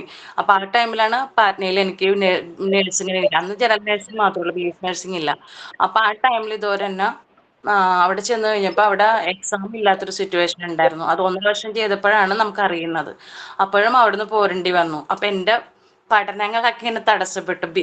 BSc എടുത്തിട്ട് എനിക്കൊരു B.Ed എടുക്കാനായിരുന്നു ആഗ്രഹം. പക്ഷെ അത് തടസ്സപ്പെട്ടു, നേഴ്സിംഗും തടസ്സപ്പെട്ടു. പിന്നെ നാട്ടിൽ വന്നപ്പോൾ കല്യാണം കഴിഞ്ഞു, കുട്ടിയായിട്ട് ഞാൻ TTCക്ക് വേണ്ടി അപ്ലൈ ചെയ്യാനായിട്ട് ഭയങ്കരമായിട്ട് ആഗ്രഹിച്ചു. അപ്പൊ അതിന് അപ്ലൈ ചെയ്തപ്പോൾ ഹസ്ബൻഡ് പറഞ്ഞു കുട്ടിയെ നോക്കാൻ ആളില്ല പറഞ്ഞുകൊണ്ട് അത് നിർത്തി. പക്ഷെ എനിക്ക് ഇപ്പോഴാണ് ഈ ഒരു അവസരം തമ്പുരാൻ തന്നേക്കണത്. ഇപ്പൊ ശരിക്കും പറയാം കാമൻ കോയിട്ടാണ്. കാരണം ബഹളങ്ങളില്ല, കുട്ടികളെ നോക്കണം, ഹസ്ബൻഡിനെ നോക്കണം. ഇപ്പൊ എല്ലാം കാമൻ കോയിട്ടായിട്ടിരിക്കണം. അപ്പൊ ദൈവം തന്നൊരു അവസരമായിട്ട് ഞാൻ കാരണം എനിക്ക് ഭയങ്കര ആഗ്രഹമായിരുന്നു ജോലി ചെയ്യണം. പക്ഷെ അങ്ങനെ ഒരു അവസരം കിട്ടിയില്ല. പക്ഷെ ഇപ്പൊ ഇതിലൂടെ എനിക്ക് തോന്നുന്നു എനിക്ക് ഇതിലൂടെ ഉയരാൻ പറ്റുന്നുള്ളൊരു ദൈവവിശ്വാസത്തിൽ പോകണം. ഓക്കെ. ഈ പൊക്കമുള്ള ആളുകൾ പറയുമ്പോൾ, ഹൈറ്റ് ഉള്ള ആളുകൾ ഇപ്പോഴും മുമ്പൊക്കെ ഇരുന്ന്, അതായത് ഞാനൊക്കെ ചെറിയ ക്ലാസ്സിൽ പഠിക്കുന്ന സമയത്തൊക്കെ എനിക്ക് നല്ല ഹൈറ്റ് ആണ്. അപ്പൊ എപ്പോഴും ബാക്കിലായിരിക്കും. പിന്നെ അതുപോലെ തന്നെ ടീച്ചറിന്റെ വായിന്ന് ആദ്യം കേൾക്കാനായിരുന്നു ഇഷ്ടം. പക്ഷെ അതൊന്നും നടന്നില്ല. അതായത് അസംബ്ലി നടക്കുന്ന സമയത്ത് ബാക്കിലായിരിക്കും നിൽക്കുക, അല്ലേ? അസംബ്ലി നടക്കുന്ന സമയത്ത് ബാക്കിലായിരിക്കും. പിന്നെ ഒരു ഫോട്ടോ എടുക്കുന്ന സമയത്ത് ബാക്കിലായിരിക്കും, അല്ലെ? എപ്പോഴും ബാക്കിലായിരിക്കും. എപ്പോഴും അതെ, എനിക്കൊക്കെ എക്സ്പീരിയൻസ് ഉണ്ട്. കാരണം എവിടെ ചെന്നാലും അതെ, എപ്പോഴും. അതായത് പിന്നെ +1 +2 ഒക്കെ സമയമായപ്പോഴ് ഒരു ഡാൻസ് കളിക്കാൻ ചെന്നാലും ഏറ്റവും ബാക്കിലായിരിക്കും. ഡാൻസ് കളിക്കാൻ ചെന്നാലും ഫോട്ടോ എടുക്കാൻ ചെന്നാലും ബെഞ്ചിലാണെങ്കിലും അസംബ്ലിയിലാണെങ്കിലും എല്ലാത്തിനും ബാക്കിലായിരിക്കും നിർത്തുക. പൊക്കമുള്ളതുകൊണ്ടാണ് കേട്ടോ. പക്ഷെ പൊക്കം എന്ന് പറയുന്നത്, നമ്മുടെ ഹൈറ്റ് എന്ന് പറയുന്നത് നമ്മൾ പരമാവധി അത് പ്രയോജനപ്പെടുത്തി കഴിഞ്ഞാൽ നല്ലതാണ്. സ്പോർട്സ് പോലുള്ള ആക്ടിവിറ്റീസിലൊക്കെ പങ്കെടുക്കുകയാണെങ്കിൽ കൂടുതൽ ബെനിഫിറ്റ് ആണ്. ഹൈറ്റ് ഉള്ളവർക്കാണല്ലോ കൂടുതൽ അവിടെ ചാൻസ് ഉള്ളത്. പക്ഷെ ബാക്ക് ബെഞ്ചേഴ്സ് ആണ് എപ്പോഴും അടിപൊളി മിസ്സേ. ബാക്ക് ബെഞ്ചിൽ ഇരിക്കുന്നത് ഏറ്റവും അടിപൊളി ബാക്ക് ബെഞ്ചേഴ്സ് ആണ്, അല്ലേ?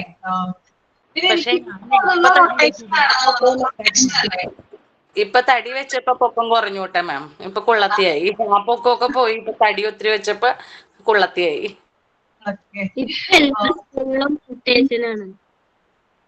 എന്താണ് ഇപ്പൊ റൊട്ടേഷൻ ആണ്, അല്ലേ? റൊട്ടേഷനുമാണ്, മിക്സ് ചെയ്തിരുത്തും. ഒരു ബോയ് ഒരു ഗേൾ അങ്ങനെയൊക്കെയാണ് ഇപ്പൊ സ്കൂളുകളിൽ.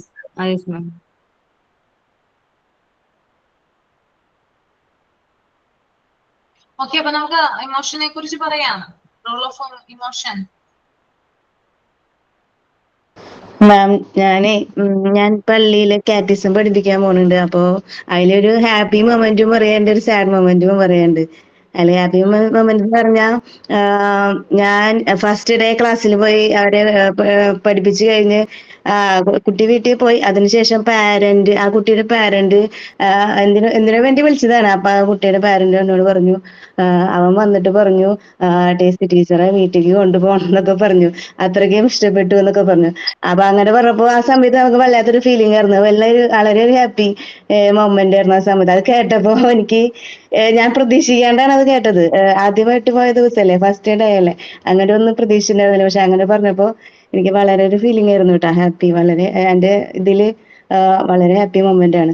അതിനുശേഷം പിന്നെ ഒരു സാഡ് മൊമെന്റ് എന്ന് പറഞ്ഞാൽ, കഴിഞ്ഞ സൺഡേ ഈ കുട്ടികളെ ഞങ്ങള് ഇവിടുന്ന് ആക്ഷൻ സോങ് അതുപോലെ ഡാൻസ് ഒക്കെ പ്രാക്ടീസ് ചെയ്യിപ്പിച്ച് നമ്മൾ സബ് ജില്ലയിലേക്ക് കൊണ്ടുപോകണ പോലെ പള്ളിയിൽ നിന്ന് നമ്മൾ ഫൊറോന ലെവലിലേക്ക് കൊണ്ടുപോകും. അങ്ങനെ കൊണ്ടുപോയി. അപ്പൊ അതില് ഈ ക്ലാസ്സിൽ നിന്ന് 2 കുട്ടികളെ ഉണ്ടായിരുന്നില്ല പഠിക്കാനായിട്ട്. അവര് പ്രാക്ടീസിന് വന്നിട്ടില്ല. അപ്പൊ അവരില്ല എന്ന് പറഞ്ഞു. അങ്ങനെ പറഞ്ഞ് 2 പേരെ കൊണ്ട്. പക്ഷെ അവര് ഒരു കുട്ടിക്ക് ആഗ്രഹം ഉണ്ടായിരുന്നു. പക്ഷെ ആ കുട്ടി വൈകിട്ടാ വന്നത്. അപ്പൊ ഈ കുട്ടി, ബാക്കിയുള്ള കുട്ടികളൊക്കെ പഠിച്ചു കഴിഞ്ഞിരുന്നു. അപ്പൊ ആ കുട്ടീനെ നമുക്ക് എടുക്കാൻ പറ്റിയില്ല. അങ്ങനെ ഈ കുട്ടി അതിന് ആഗ്രഹിച്ചിട്ടാണ് ഈ കുട്ടി വന്നത്, കളിക്കണം എന്ന് പറഞ്ഞിട്ട് ഡാൻസിന്.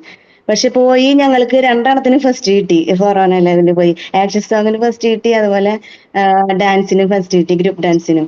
അങ്ങനെ കിട്ടിയപ്പോ എല്ലാവർക്കും ട്രോഫി കിട്ടിയല്ലോ. അപ്പൊ കഴിഞ്ഞ സൺഡേ എല്ലാ കുട്ടികൾക്കും ട്രോഫി കൊടുത്തു. ആ ട്രോഫി കൊടുത്ത സമയത്ത് ഈ ഒരു കൊച്ചിന്, ഒരു പെൺകുട്ടിയാണ്, അപ്പൊ ആ കൊച്ചിന് ഒന്നും കിട്ടിയില്ല. അപ്പൊ ബാക്കിയുള്ള എല്ലാവരും ട്രോഫി പിടിച്ചിരിക്കുമ്പോ ആ കുട്ടിക്ക് വളരെ എനിക്ക് പെട്ടെന്ന് ഫീൽ ചെയ്യാൻ പറ്റിയില്ല. ആ കുട്ടിയുടെ പേരന്റ് വന്നപ്പോ ആ കുട്ടിയുടെ കണ്ണൊന്ന് നിറഞ്ഞു. കുട്ടീനെ കൊണ്ടുപോകാൻ വന്നപ്പോ അപ്പോൾ എനിക്ക് മനസ്സിലായത് പെട്ടെന്ന്, അയ്യോ ആ കുട്ടി ഉള്ളില് നന്നായിട്ട് അതിന് ഫീൽ ചെയ്തിട്ടുണ്ട് എന്നുള്ളത്. അപ്പൊ ഞാൻ ആ കുട്ടീനെ വേഗം കെട്ടിപ്പിടിച്ചിട്ട് പറഞ്ഞു, മോളെ ഞാൻ അടുത്ത ഞായറാഴ്ച വരുമ്പോൾ നമുക്ക് സമ്മാനം കൊണ്ടുവരാന്ന് പറഞ്ഞു. അപ്പൊ അങ്ങനെ തലാട്ടി ആ കൊച്ചു പോയി. അപ്പൊ അത്രയ്ക്കും ഒരു ഉള്ളില് സംഭവം 4 വയസ്സായിട്ടുള്ളെങ്കിലും, 4 വയസ്സ് കഴിഞ്ഞിട്ടുള്ളൂ. എന്നാലും ആ കുട്ടിക്ക് അത്രയും ഫീലിങ്സ് വന്നു. അതങ്ങനെ എല്ലാ കുട്ടികൾക്കും കിട്ടിയത് കൊണ്ട്, ആ ക്ലാസ്സിൽ തന്നെ എല്ലാ കുട്ടികൾക്കും കിട്ടിയല്ലോ, ആ കുട്ടിക്ക് കിട്ടിയില്ല. അതുകൊണ്ട് അങ്ങനെ ഒരു എക്സ്പീരിയൻസ്, 2 എക്സ്പീരിയൻസ് ജീവിതത്തിൽ എനിക്ക് കിട്ടിയിട്ടുണ്ട്. അത് വളരെ ഒരു എന്താ പറയാ, നമ്മുടെ മനസ്സിലേക്ക് കടന്നുപോയ ഒരു ഹാപ്പി മൊമെന്റും ആണ്, സാഡ് മൊമെന്റും ആണ്. Thank you.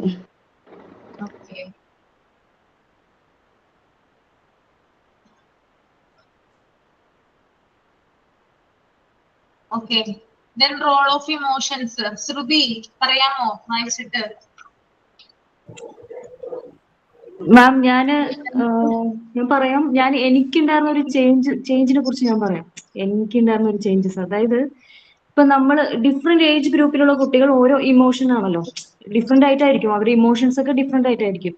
ഇപ്പൊ ഞാൻ കുഞ്ഞായിരിക്കുമ്പോ ഞാൻ കാണിച്ചത് ഒന്നും അല്ല, ഞാനിപ്പോ ഇത്ര മെച്യൂരിറ്റി കൂടി ഞാൻ ടോട്ടലി ഡിഫറെന്റ് ആയി. പക്ഷെ ഇത് എന്താ പറ്റുന്നതെന്ന് വെച്ചാൽ, എന്റെ മക്കള് തിരിച്ച് ഞാൻ ചെറുപ്പത്തിൽ കാണിച്ച എല്ലാ ഇമോഷൻസ് എന്നോട് ഇങ്ങനെ കാണിച്ചുകൊണ്ടിരിക്കുക. അപ്പൊ ശരിക്കും ഇപ്പോഴാണ് എന്റെ അച്ഛനും അമ്മയുടെ അവസ്ഥ ഞാൻ മനസ്സിലാക്കുന്നത്. ശരിക്കും പറഞ്ഞാൽ നല്ല വിഷമമുണ്ട് എനിക്ക്. ഞാൻ എന്തൊക്കെ കാണിച്ചു, എനിക്ക് പല കാര്യങ്ങളും ഞാനിങ്ങനെ, ശരിയാണ് ഞാനും ഇത് ചെയ്തിട്ടുണ്ട്, അത് എനിക്ക് അങ്ങനെ നിസ്സാരമായിട്ട് വിടാൻ പറ്റുന്നില്ല. ഒത്തിരി കാര്യങ്ങൾ ഞാൻ അവരോട് ഫീൽ ചെയ്തിട്ടുണ്ട്. ശരിക്കും പറഞ്ഞു ഇപ്പൊ എനിക്ക് അച്ഛനും അമ്മയും കാണുമ്പോൾ എനിക്ക് ഭയങ്കര വിഷമമാണ്. ദൈവമേ, നമ്മളിങ്ങനെയാണല്ലോ അവരോട് കാണിച്ചുകൊണ്ടിരുന്നത്. അപ്പോ പിള്ളേർക്ക് ഞാനിപ്പോ തുടക്കം തുടങ്ങി ഞാനും ഇങ്ങനെയായിരുന്നു, സോ അതുകൊണ്ടാണ് ഞാനിങ്ങനെ കഷ്ടപ്പെടുന്നത്, അങ്ങനത്തെ കുറച്ച് കാര്യങ്ങളൊക്കെ ഞാൻ പറഞ്ഞു കൊടുക്കുന്നുണ്ട്. സോ അന്ന് എനിക്ക് അച്ഛനമ്മ അങ്ങനെ ഒന്നും പറഞ്ഞില്ല. ഭയങ്കര എന്താ പറയാ, ഭയങ്കര കെയറിങ്ങും ഭയങ്കര പുന്നാരിച്ച് വളർത്തിയ. ഫോർ എക്സാമ്പിൾ മാം, ഞാന് ജനിച്ചത് ഇവിടെ ആയാലും വളർന്നതൊക്കെ കോയമ്പത്തൂരാണ്, പഠിച്ചതും വളർന്നതൊക്കെ. അവിടെ ദീപാവലി ഫംഗ്ഷൻ വലിയൊരു ഫംഗ്ഷൻ ആണല്ലോ. അപ്പോ അച്ഛനമ്മ ഇതുപോലെ ഞങ്ങൾ 3 പെൺകുട്ടികളാണ്. സോ 3 പേർക്കും ഡ്രസ്സ് മേടിക്കാനായിട്ട് ഇതുപോലെ കൊണ്ടുപോയിട്ടുണ്ടായിരുന്നു. എല്ലാവർക്കും ഒരേപോലെ ഡ്രസ്സുകളൊക്കെ മേടിച്ചു കൊടുത്തു. ഞങ്ങൾ വീട്ടിലും വന്ന്. പക്ഷെ എനിക്ക് സത്യം പറഞ്ഞ ഒരാൾക്കും 4 ഡ്രസ്സുകൾ വീതം എടുത്തിട്ട് എനിക്ക് 4 ഡ്രസ്സും ഇഷ്ടപ്പെട്ടില്ല. വീട്ടിൽ വന്നിട്ട് ഞാൻ കാണിച്ചത്, ഇപ്പൊ അതൊക്കെ ആലോചിക്കുമ്പോ ദൈവം എന്തൊക്കെ ഞാൻ കാണിച്ചു കൂട്ടിയെന്നുള്ളൊരു വിഷമമുണ്ട് ശരിക്കും. എന്നിട്ട് വീട്ടിൽ വന്നിട്ട് സമയം 11 മണിയായി ശരിക്കും വീട്ടിലെത്തിയപ്പോ, പർച്ചേസിംഗ് ഒക്കെ കഴിഞ്ഞിട്ട്. പക്ഷെ ദീപാവലി ആയതുകൊണ്ട്, തലേദിവസമായിരുന്നു ഞങ്ങൾ പോയത്, ദീപാവലി ആയതുകൊണ്ട് അന്നത്തെ രാത്രി 2 മണി വരെയൊക്കെ അവര് ഷോപ്പ് ഓപ്പൺ ചെയ്ത് വെക്കും. ഷട്ടർ ഇങ്ങനെ പകുതി അടച്ച് അങ്ങനെയൊക്കെ ആയിരുന്നു സെയിലിംഗ് നടന്നുകൊണ്ടിരുന്നത്. ഞാൻ വീട്ടിൽ വന്ന് ഭയങ്കര കരച്ചിലും വാശിയും പിടിച്ച് ആ സമയത്ത് അച്ഛനും ചേച്ചിയുടെ ഹസ്ബൻഡും എന്നെ കൊണ്ടുപോയി ഡ്രസ്സ് മേടിക്കാൻ, വേറെ ഒരു ഡ്രസ്സ് മേടിക്കാൻ. അപ്പോ ഞാൻ പോയി മേടിച്ചുകൊണ്ട് വന്നു. അപ്പൊ ഇപ്പൊ ഞാൻ ഈ കാര്യങ്ങളൊക്കെ ഒന്ന് തിരിഞ്ഞു നോക്കുമ്പോ ഞാൻ എന്തുമാത്രം അവരെ ബുദ്ധിമുട്ടിച്ചിട്ടുണ്ടെന്നുള്ളത് എനിക്ക് ശരിക്കും മനസ്സിലാവുന്നുണ്ട്. സോ ഞാൻ അതൊക്കെ എന്റെ മക്കളോട് ഞാൻ ഇപ്പോഴും പറയണം, അങ്ങനെ ഒരിക്കലും ആവരുത്. ഞാനിങ്ങനെയൊക്കെ കാണിച്ചിട്ട് അതൊരു എന്താ പറയാ മാം, എനിക്ക് മലയാളത്തിൽ എക്സ്പ്ലനേഷൻ ചെയ്യാൻ ഇച്ചിരി ബുദ്ധിമുട്ടാണ്. ഞാൻ പഠിച്ചതൊക്കെ തമിഴായതുകൊണ്ടേ അതെനിക്ക് മനസ്സിലുണ്ട് കുറെ കാര്യങ്ങൾ, പക്ഷെ അത് ഐ മീൻ പറയാൻ പറ്റുന്നില്ല. അപ്പൊ ഇതാണ് എനിക്ക് പറയാനുള്ള കാര്യങ്ങൾ. ഏത് അത്രേ ഉള്ളൂ. ലാംഗ്വേജ്? തമിഴാണോ? തമിഴിൽ പറയാൻ കംഫർട്ടബിൾ ആണോ? തമിഴൊക്കെ ആണെങ്കിൽ ഞാൻ അടിപൊളിയായിട്ട് പറയും. ഒന്ന് പറയാമോ തമിഴില്? അയ്യോ, ഞങ്ങളൊന്ന് കേൾക്കട്ടെ അല്ലേ? തമിഴ് കേൾക്കാൻ ആഗ്രഹമില്ലേ? തമിഴിലൊരു അനുഭവം പറയൂ. മാം എനിക്കും തമിഴ് മനസ്സിലാവില്ല. മനസ്സിലായില്ലേലും കേൾക്കാൻ ഒരു സുഖം. തമിഴ് അനുഭവം തമിഴിൽ പറഞ്ഞാൽ മതി. തമിഴ് മൂവീസ് ഒക്കെ കാണുന്നതല്ലേ നമ്മള്, കുറച്ചൊക്കെ മനസ്സിലാവും എന്തായാലും. പറയൂ, പറയാമോ ശ്രുതി? മാം തമിഴില് നിങ്ങൾ ആരും തന്നെ തമിഴ് അറിയാത്തോണ്ട് എനിക്കൊരു മടി പറയാനായിട്ട്. ഞങ്ങള് തമിഴ് സിനിമയൊക്കെ കണ്ടിട്ടുണ്ട്. പറഞ്ഞോ. ஓகே ஓகே நான் என்னோட பர்சனல் எக்ஸ்பீரியன்ஸ் நான் ஷேர் பண்றேன். வேற எதுவும் இல்ல. நம்ம சின்ன வயசுல நம்ம என்னென்ன தப்புன்னு சொல்ல முடியாது. நம்ம தெரியாத வயசுல நம்ம தெரியாம செஞ்ச சில விஷயங்கள் எல்லாம் நமக்கு ஃபியூச்சர்ல நம்ம குழந்தைங்க நம்ம கூட பண்ணும்போது காட்டும்போது அது நமக்கு என்ன சொல்றது, அது ஒரு ஒரு என்ன சொல்றதுன்னா அது ரொம்பவே ஹர்ட் பண்ணுது சில டைம்ல. எல்லா டைமும் இல்ல, சில சமயத்து நம்மள அது ரொம்பவே ஹர்ட் பண்ணுது. நம்ம பண்ண வேண்டியது என்னன்னா, நம்ம குழந்தைங்களுக்கு இப்ப தொடங்கி நம்ம வந்து சின்ன சின்ன விஷயமா இருந்தாலும் அது ஃபியூச்சர்ல என்ன எதுவா மாறும் அப்படிங்கறத நம்ம கிளியரா அதை சொல்லி கொடுத்தோம்னா நிறைய பிரச்சனைகளை நமக்கு அவாய்ட் பண்ண முடியும். சோ எல்லாரும் இது கொஞ்சம் கவனிங்க. நம்ம குழந்தைங்களுக்கு நம்ம பண்ண தப்புக வந்து ரிப்பீட் பண்ணாத மாதிரி நீங்க பாத்துக்கோங்க. எல்லாருக்கும் இதோட அட்வைஸா கூட நீங்க எடுத்துக்கலாம். அவ்வளவுதான் മാം. അത്രേ ഉള്ളൂ മാം. നന്നായി സൂപ്പർ സംസാരിക്കുന്നുണ്ടല്ലേ? തമിഴ് ഇന്റർവ്യൂ കണ്ടതുപോലെ ഉണ്ട് ശ്രുതി സംസാരിച്ചപ്പോ. നല്ല രസമുണ്ടായിരുന്നു കേട്ടോ. തമിഴിൽ സംസാരിച്ചാൽ മതി. Thank you ma'am. ഓക്കെ. ഇപ്പോഴും തമിഴ്നാട്ടിൽ തന്നെയാണോ? മാം അച്ഛനും അമ്മയൊക്കെ തമിഴ്നാട്ടിൽ, അവിടെ കോയമ്പത്തൂരിലാണ്. അപ്പൊ അമ്മ ഇടയ്ക്ക് വരും, ഞങ്ങളെ കാണാൻ വരും. ഞങ്ങളും ദീപാവലി അങ്ങനത്തെ ഫെസ്റ്റിവലിനൊക്കെ അങ്ങോട്ട് പോകും. അതെല്ലേ? അപ്പൊ പ്രോപ്പർ പ്ലേസ് എവിടെയാണ്? ജനിച്ചത് ശരിക്കും ആലുവയാണ്. ആലുവ. ആലുവയാണ് അല്ലേ? അപ്പൊ അച്ഛന് ജോലി കിട്ടി. ചേച്ചി ഫസ്റ്റ് സ്റ്റാൻഡേർഡ് 1ാം ക്ലാസ്സിൽ പഠിക്കുമ്പോ അച്ഛന് ജോലി കിട്ടി. ESIയിലാണ് അച്ഛൻ. അപ്പൊ അങ്ങനെ ഞങ്ങൾ കോയമ്പത്തൂരിൽ ചെന്ന് അവിടെ തന്നെ സെറ്റിൽഡ് ആയി. ഞങ്ങള് ആ ഒരു പ്രായത്തിൽ തന്നെ. ഞാൻ സ്കൂളിങ് എല്ലാം ചെയ്തത് അവിടെയാ, കോയമ്പത്തൂരിലാണ്. കോളേജും എല്ലാം. Yes ma'am. അപ്പൊ കല്യാണം കഴിഞ്ഞ് വന്നത് അമ്മയുടെ റിലേറ്റീവാ. അമ്മയുടെ റിലേറ്റീവിനാണ് ഞാൻ കെട്ടി ഇങ്ങോട്ട് വന്നത് തിരിച്ച്. Yes ma'am. കല്യാണം കഴിച്ചു കൊടുത്തിരിക്കുന്നത് എവിടെയാ അപ്പൊ? കല്യാണം കഴിച്ചു കൊടുത്തിരിക്കുന്നത് ആലുവ തന്നെയാ. ഇപ്പൊ ഞങ്ങൾ ഇപ്പൊ താമസിക്കുന്നത് ശ്രീമൂലനഗരം എന്ന് പറയും. ചൊവ്വര കേട്ടിട്ടുണ്ടോ മാം? ചൊവ്വരയിലാണ് ഇപ്പൊ താമസിക്കുന്നത്. തോട്ടുമുഖം അതിന്റെ ഒക്കെ അടുത്ത്. സജനയുടെ ഒക്കെ ഞാനും സജനയൊക്കെ ഏകദേശം അടുത്ത് വരും. നമ്മുടെ ഗ്രൂപ്പിലുള്ള സജന. Yes ma'am. ദേശം സൈഡാണല്ലോ, ദേശം. അത് തന്നെ. ചേച്ചി ദേശം കഴിഞ്ഞും വരാം. കാലടി റൂട്ടാണ്. ഞങ്ങള് മലയാറ്റൂരൊക്കെ പോയിട്ടുണ്ട് ആ വഴി. സീപോർട്ട് എയർപോർട്ട് പാലം എന്നൊക്കെ പറഞ്ഞ എല്ലാവർക്കും അറിയാം. സീപോർട്ട് എയർപോർട്ട് പാലം ഒക്കെ. അതെ അതെ അതെ. എയർപോർട്ടിൽ പോണ പാലമാണോ സജന? എയർപോർട്ടിൽ പോണതല്ല ചേച്ചി, അതിക്ക് മുമ്പ് വേറൊരു പാലമുണ്ട്. ഈ കാലടിയിലോട്ട് ഇങ്ങനെ വളഞ്ഞു ചുറ്റിയൊക്കെ പോണായിരുന്നു ആദ്യമൊക്കെ. ഇപ്പൊ ആലുവയിൽ നേരിട്ട് കയറാം. നേരിട്ട് പോവാം. അതേത് വഴി? എവിടെ നടക്കാറുണ്ട് ആലുവന്ന്? തോട്ടുമുഖം വരണം. തോട്ടുമുഖത്താണ് പാലം. ആണോ? Okay okay. കേട്ടിട്ടുണ്ട്, ആ സ്ഥലമൊക്കെ കേട്ടിട്ടുണ്ട്. ഈ മണപ്പുറം പരുന്തരാഞ്ചി മണപ്പുറം ഒക്കെ കാണാൻ പറ്റും. ആ ഓക്കേടാ. സജനയുടെ വീട് ശരിക്കും എവിടെയാണ്? എന്റെ വീട് കീഴ്മാട്. കീഴ്മാട് ഞങ്ങളുടെ ആലുവയിൽ എന്റെ അമ്മയുടെ വീടാ. ഈ രാജഗിരി ഹോസ്പിറ്റലിലേക്ക് അടുത്തായിട്ട് വരും. എന്റെ വീട് ആലുവ സെമിനാരി മംഗലപ്പുഴ പാലത്തിന്റെ അടുത്താണ് അമ്മയുടെ വീട്. പിന്നെ തോട്ടക്കാട്ടിലാണ് ചേച്ചിയുടെ വീട്. അടുത്തടുത്താ. ചേച്ചി മാം, ഞാനൊരു കാര്യം പറഞ്ഞോട്ടെ? പറഞ്ഞോളൂ. എന്റെ മോന് ഫസ്റ്റ് സ്റ്റാൻഡേർഡിലായിരുന്നപ്പോ അവനിക്ക് കൊറോണയുടെ സമയമായതുകൊണ്ട് ഓൺലൈൻ ക്ലാസ് ആയിരുന്നു. അപ്പൊ ആ സമയത്ത് മലയാളം ടീച്ചർ, അവനെ പഠിപ്പിക്കുന്ന മലയാളം ടീച്ചർ ഒരു സർപ്രൈസ് TP ഇട്ട്. അപ്പൊ ഇട്ടതിനപ്പം 5ലാണ് മാർക്ക് വന്നത്. അപ്പൊ എന്റെ മോനിക്ക് എഴുതി വന്നതിനപ്പത്തേക്കും ഒന്നും അറിയാൻ പാടാണ്ടായി കഴിഞ്ഞപ്പോ ഞാൻ 2 പറഞ്ഞു കൊടുത്തു. പറഞ്ഞു കൊടുത്ത എന്താന്ന് വെച്ചാൽ ആരോ അൺമ്യൂട്ട് ചെയ്ത് വെച്ചിട്ടുണ്ടായിരുന്നു. ഓൺലൈൻ ക്ലാസ് ആയിരുന്നു. അപ്പോ അൺമ്യൂട്ട് ചെയ്ത് വെച്ചപ്പോ ആ കൊച്ചിന് പറഞ്ഞു കൊടുക്കണം ഞാൻ കേട്ടു. എല്ലാരും കേട്ടു. അപ്പോ എല്ലാം തെറ്റി പോണ്ടല്ലോ, ആ കൊച്ചിന് 0 മാർക്ക് കിട്ടി അതിന് വിഷമമുണ്ടല്ലോ എന്ന് വെച്ചിട്ട് ഞാൻ 2 പറഞ്ഞു കൊടുത്തു. അപ്പോ ടീച്ചർ മറ്റുള്ള വേറൊരു ആള് പറഞ്ഞു കൊടുക്കണത് ടീച്ചറും കേട്ടായിരുന്നു. ടീച്ചർ പറഞ്ഞു ആരും പറഞ്ഞു കൊടുത്ത് ചെയ്യിപ്പിക്കണ്ട കേട്ടോ എന്ന് പറഞ്ഞു. എക്സാം ഒക്കെ കഴിഞ്ഞ് TP ഒക്കെ കഴിഞ്ഞപ്പോഴത്തേക്കും എല്ലാവരുടെയും മാർക്ക് ചോദിച്ചു. അപ്പൊ എന്റെ കൊച്ചിന് 2 എന്ന് പറഞ്ഞു. അത് ഞാൻ പറഞ്ഞു കൊടുത്തതാണ്, അല്ലാണ്ട് സർപ്രൈസ് TP ആയതുകൊണ്ട് പിള്ളേർക്കൊന്നും അറിയാൻ പാടില്ലായിരുന്നു. ഫസ്റ്റ് സ്റ്റാൻഡേർഡിലായതുകൊണ്ട് തന്നെ മലയാളമൊക്കെ അറിഞ്ഞു വന്നുള്ളായിരുന്നു. UKG-ലും ഓൺലൈൻ ക്ലാസ് തന്നെയായിരുന്നു. അപ്പൊ അത്രയും വലിയ കാര്യമായിട്ടൊന്നും അക്ഷരങ്ങളൊന്നും തിരിഞ്ഞറിയാനൊന്നും പാടില്ലായിരുന്നു. ആ സമയത്ത് വേറൊരു പാരന്റ്, ഒരു കുട്ടി നോലോളിക്കണമെന്ന് പറഞ്ഞിട്ട് അതിന് 5-ൽ 0 കിട്ടിയെന്ന് പറഞ്ഞ് ആ പാരന്റ് ചീത്ത പറഞ്ഞു ടീച്ചറിന്. ആ ഓൺലൈൻ ക്ലാസ്സിൽ വെച്ചിട്ട് ഭയങ്കരമായിട്ട് ചീത്ത പറയാണ്. എന്റെ മോൾ ഇവിടെ നിന്ന് നോലോളിക്കാണ്, നിങ്ങൾക്ക് ഇങ്ങനെ TP ഇടാണെങ്കിൽ നേരത്തെ പറഞ്ഞൂടെ, സർപ്രൈസ് TP ഇട്ട് പിള്ളേരെ വിഷമിപ്പിക്കണമെന്ന് ചോദിച്ചു. അപ്പത്തേക്കും ആ മാമിന് ഭയങ്കര വിഷമമായെന്ന് വെച്ചാൽ ഓൺലൈൻ ക്ലാസ് ആയതുകൊണ്ട് തന്നെ എല്ലാവരുടെ ഒപ്പം പാരന്റ്സ് ഉണ്ടാവും.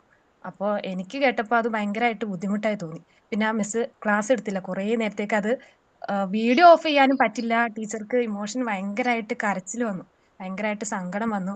നമുക്കത് എല്ലാവർക്കും പെട്ടെന്ന് മനസ്സിലായി. അപ്പോൾ അത് ഭയങ്കര ഒരു വിഷമമായിട്ട് തോന്നി. അങ്ങനെ ആരും മറ്റുള്ളവരുടെ മുമ്പിൽ വെച്ചിട്ട് ആരും അങ്ങനെ ഒന്നും ചെയ്യരുത്. ഓക്കെ, ഇനി ബാക്കി ഉള്ള കാര്യങ്ങൾ നമുക്ക് ഇനി നെക്സ്റ്റ് ക്ലാസ്സിൽ പറയാം കേട്ടോ. ഓക്കെ, വൈൻഡ് അപ്പ് ചെയ്യാണോ ക്ലാസ്? ഞാനൊരു കാര്യം ചോദിച്ചോട്ടെ? നമ്മള് ആദ്യമായിട്ട് സ്കൂളിൽ പോകുമ്പോ ഈ ഡ്രസ്സിന്റെ എന്തെങ്കിലും സാരി ഉടുക്കണോ ചുരിദാർ ഇടാമെന്ന് പറഞ്ഞു അവിടെ. അപ്പൊ നമ്മള് സാരി എടുത്തിട്ട് പോകുന്നല്ലേ ഏറ്റവും നല്ലത് ആദ്യമായിട്ട് പോകുമ്പോ? അതായത് ഡ്രസ്സിങ്ങിന്റെ കാര്യത്തില് നിങ്ങൾ ശ്രദ്ധിക്കേണ്ട ഒരു കാര്യം കംഫർട്ടാണ്. നിങ്ങൾക്ക് കംഫർട്ടബിൾ ആയിട്ട് എന്ത് ഡ്രസ്സാണോ തോന്നുന്നത് അത് ധരിക്കുക. അത് സാരി ആകട്ടെ ചുരിദാർ ആകട്ടെ, കംഫർട്ടബിൾ ആകുന്നത് ധരിക്കുക. ഇപ്പൊ ഞാൻ എന്റെ ഒരു എക്സ്പീരിയൻസ് പറയാം. എനിക്ക് ഏറ്റവും കൂടുതൽ പഠിപ്പിക്കാൻ, അതായത് ഇപ്പൊ നിങ്ങളെ ഞാൻ കാണുന്നത് ഓൺലൈൻ ക്ലാസ് ആണ്. ഇപ്പൊ ഞാൻ ചുരിദാറാണ് ധരിച്ചിരിക്കുന്നത്. കാരണം ഞാൻ മൂവ്മെന്റ്സ് ഒന്നും തന്നെ നടത്തുന്നില്ല, മൂവ് ചെയ്യുന്നില്ല, ഞാൻ ഒറ്റിരിപ്പാണ് ഇരിക്കുന്നത്. പക്ഷെ ഓഫ്ലൈൻ ക്ലാസ് എന്ന് പറയുമ്പോൾ നമ്മൾ ക്ലാസ് മൊത്തം മൂവ് ചെയ്യേണ്ടതുണ്ട് അല്ലെ? ഒരു ബുക്ക് നമ്മളുടെ കൈവശം ഉണ്ടാകാം, അല്ലെങ്കിൽ ഇല്ലായിരിക്കാം. അത് പല ടീച്ചേഴ്സിനും പല വിധത്തിലാണ് പഠിപ്പിക്കുന്നത്. അപ്പൊ മൂവ് ചെയ്യുമ്പോൾ നമ്മുടെ ഡ്രസ്സിംഗ് എന്ന് പറയുന്നത് ഇമ്പോർട്ടന്റ് ആയിട്ടുള്ള ഒരു ഫാക്ടറാണ്. അത് നമ്മുടെ കംഫർട്ടബിൾ ആയിട്ട് ധരിക്കുക. ഇപ്പൊ എനിക്കിഷ്ടം സാരിയാണ്. ഓഫ്ലൈൻ ക്ലാസ് എടുക്കുമ്പോൾ കുട്ടികളെ, അതായത് എന്താ പറയാ, നമ്മളിപ്പോ കുട്ടികളെ പഠിപ്പിക്കുന്നത് മാത്രമാണ് ശ്രദ്ധിക്കുന്നത് എന്നൊന്നുമില്ല. കുട്ടികൾ നമ്മുടെ ഡ്രസ്സിംഗ് ശ്രദ്ധിക്കും. കുഞ്ഞുകുട്ടികളല്ല, കുറച്ചും കൂടി വലിയ കുട്ടികളാണെങ്കിൽ എല്ലാവരും ശ്രദ്ധിക്കും. ഇപ്പൊ 3ാം ക്ലാസ്സിൽ പഠിക്കുന്ന കുഞ്ഞുങ്ങളെന്നൊക്കെ പറഞ്ഞാൽ ഒരുവിധം അവർക്ക് അറിവുണ്ട്. അപ്പൊ നമ്മളെ ശരിക്കും പറഞ്ഞാൽ നോക്കും. ഓക്കെ, അപ്പൊ നമുക്ക് എന്താണോ നമുക്ക് കോൺഫിഡൻസ് നൽകുന്ന ഡ്രസ്സ് അത് ധരിക്കുക. Okay, thank you ma'am. ഞാൻ എന്റെ പേഴ്സണൽ ഒപ്പീനിയൻ ആണ് പറഞ്ഞത്. എനിക്കിഷ്ടം സാരിയാണ്. കംഫർട്ട് തരും നമുക്ക്. ഞാനും ഉദ്ദേശിച്ചത് അതാണ്. ആദ്യമായിട്ടെങ്കിലും പോകുമ്പോ ആദ്യം എനിക്ക് അങ്ങനെ ഇഷ്ടം, ടീച്ചറായിട്ട് ചെല്ലുമ്പോ സാരിയിൽ പ്രസന്റ് ചെയ്യാൻ എനിക്ക് ഇഷ്ടം. ചുരിദാർ എനിക്ക് ഇഷ്ടമില്ല. നമ്മളിപ്പോ വെറുതെ ലോക്കലൊക്കെ ആണെങ്കിൽ ചുരിദാർ ഇട്ടിട്ട് ഓടി പോവാം. നമ്മളിപ്പോ ഒരു കുട്ടികളുടെ മുമ്പിൽ നമ്മൾ നിൽക്കുമ്പോ നമ്മൾക്ക് അവർക്കൊരു നല്ലൊരു എന്താ പറയാ, നല്ലൊരു കാഴ്ചയായിരിക്കണം എന്നുള്ളൊരു മെന്റാലിറ്റിയാണ് എന്റെ. അതെ, പിന്നെ അതുപോലെ തന്നെ ഭയങ്കരമായിട്ടുള്ള ആർഭാടങ്ങളോ കാര്യങ്ങളോ ഒന്നും തന്നെ വേണ്ട. മിനിമൽ ആയിട്ടുള്ള സിമ്പിൾ ആയിട്ട് വൃത്തി പോവാം. ഞാനങ്ങനെ അധികം മേക്കപ്പ് ഒന്നും ചെയ്യുന്ന ആളല്ല. പിന്നെ എന്റെ മുടിയൊക്കെ ഇങ്ങനെ ഇരിക്കും. ഇപ്പൊ എല്ലാവരും ചോദിക്കുന്നത് എന്താണെന്ന് വെച്ചാൽ മുടി ഇങ്ങനെ ഹെയർ സെറ്റ് ചെയ്യാം കേട്ടോ. പാറി പറന്നുള്ള രീതിയിലാവരുത്. ഹെയർ നല്ലോണം എന്തെങ്കിലും സെറോ ഒക്കെ ഉണ്ടെങ്കിൽ അതൊന്ന് സെറ്റ് ചെയ്ത് കഴിഞ്ഞാൽ അവിടെ ഇരുന്നോളും മുടി. അല്ലെങ്കിൽ ചിലപ്പോ ഇങ്ങനെ പാറി പറഞ്ഞ നമുക്ക് ഏത് സമയം മുടി ഇങ്ങനെ എടുത്തു വെക്കാനേ സമയം ഉണ്ടാവുള്ളൂ. അപ്പൊ എന്റെ മുടി മാം കണ്ടിട്ടുണ്ടാന്ന് അറിയില്ല. എന്റെ മുടി ഇങ്ങനെ ഇതായിട്ട് വരുന്നുള്ളൂ, വലുതായി വരുന്നുള്ളൂ.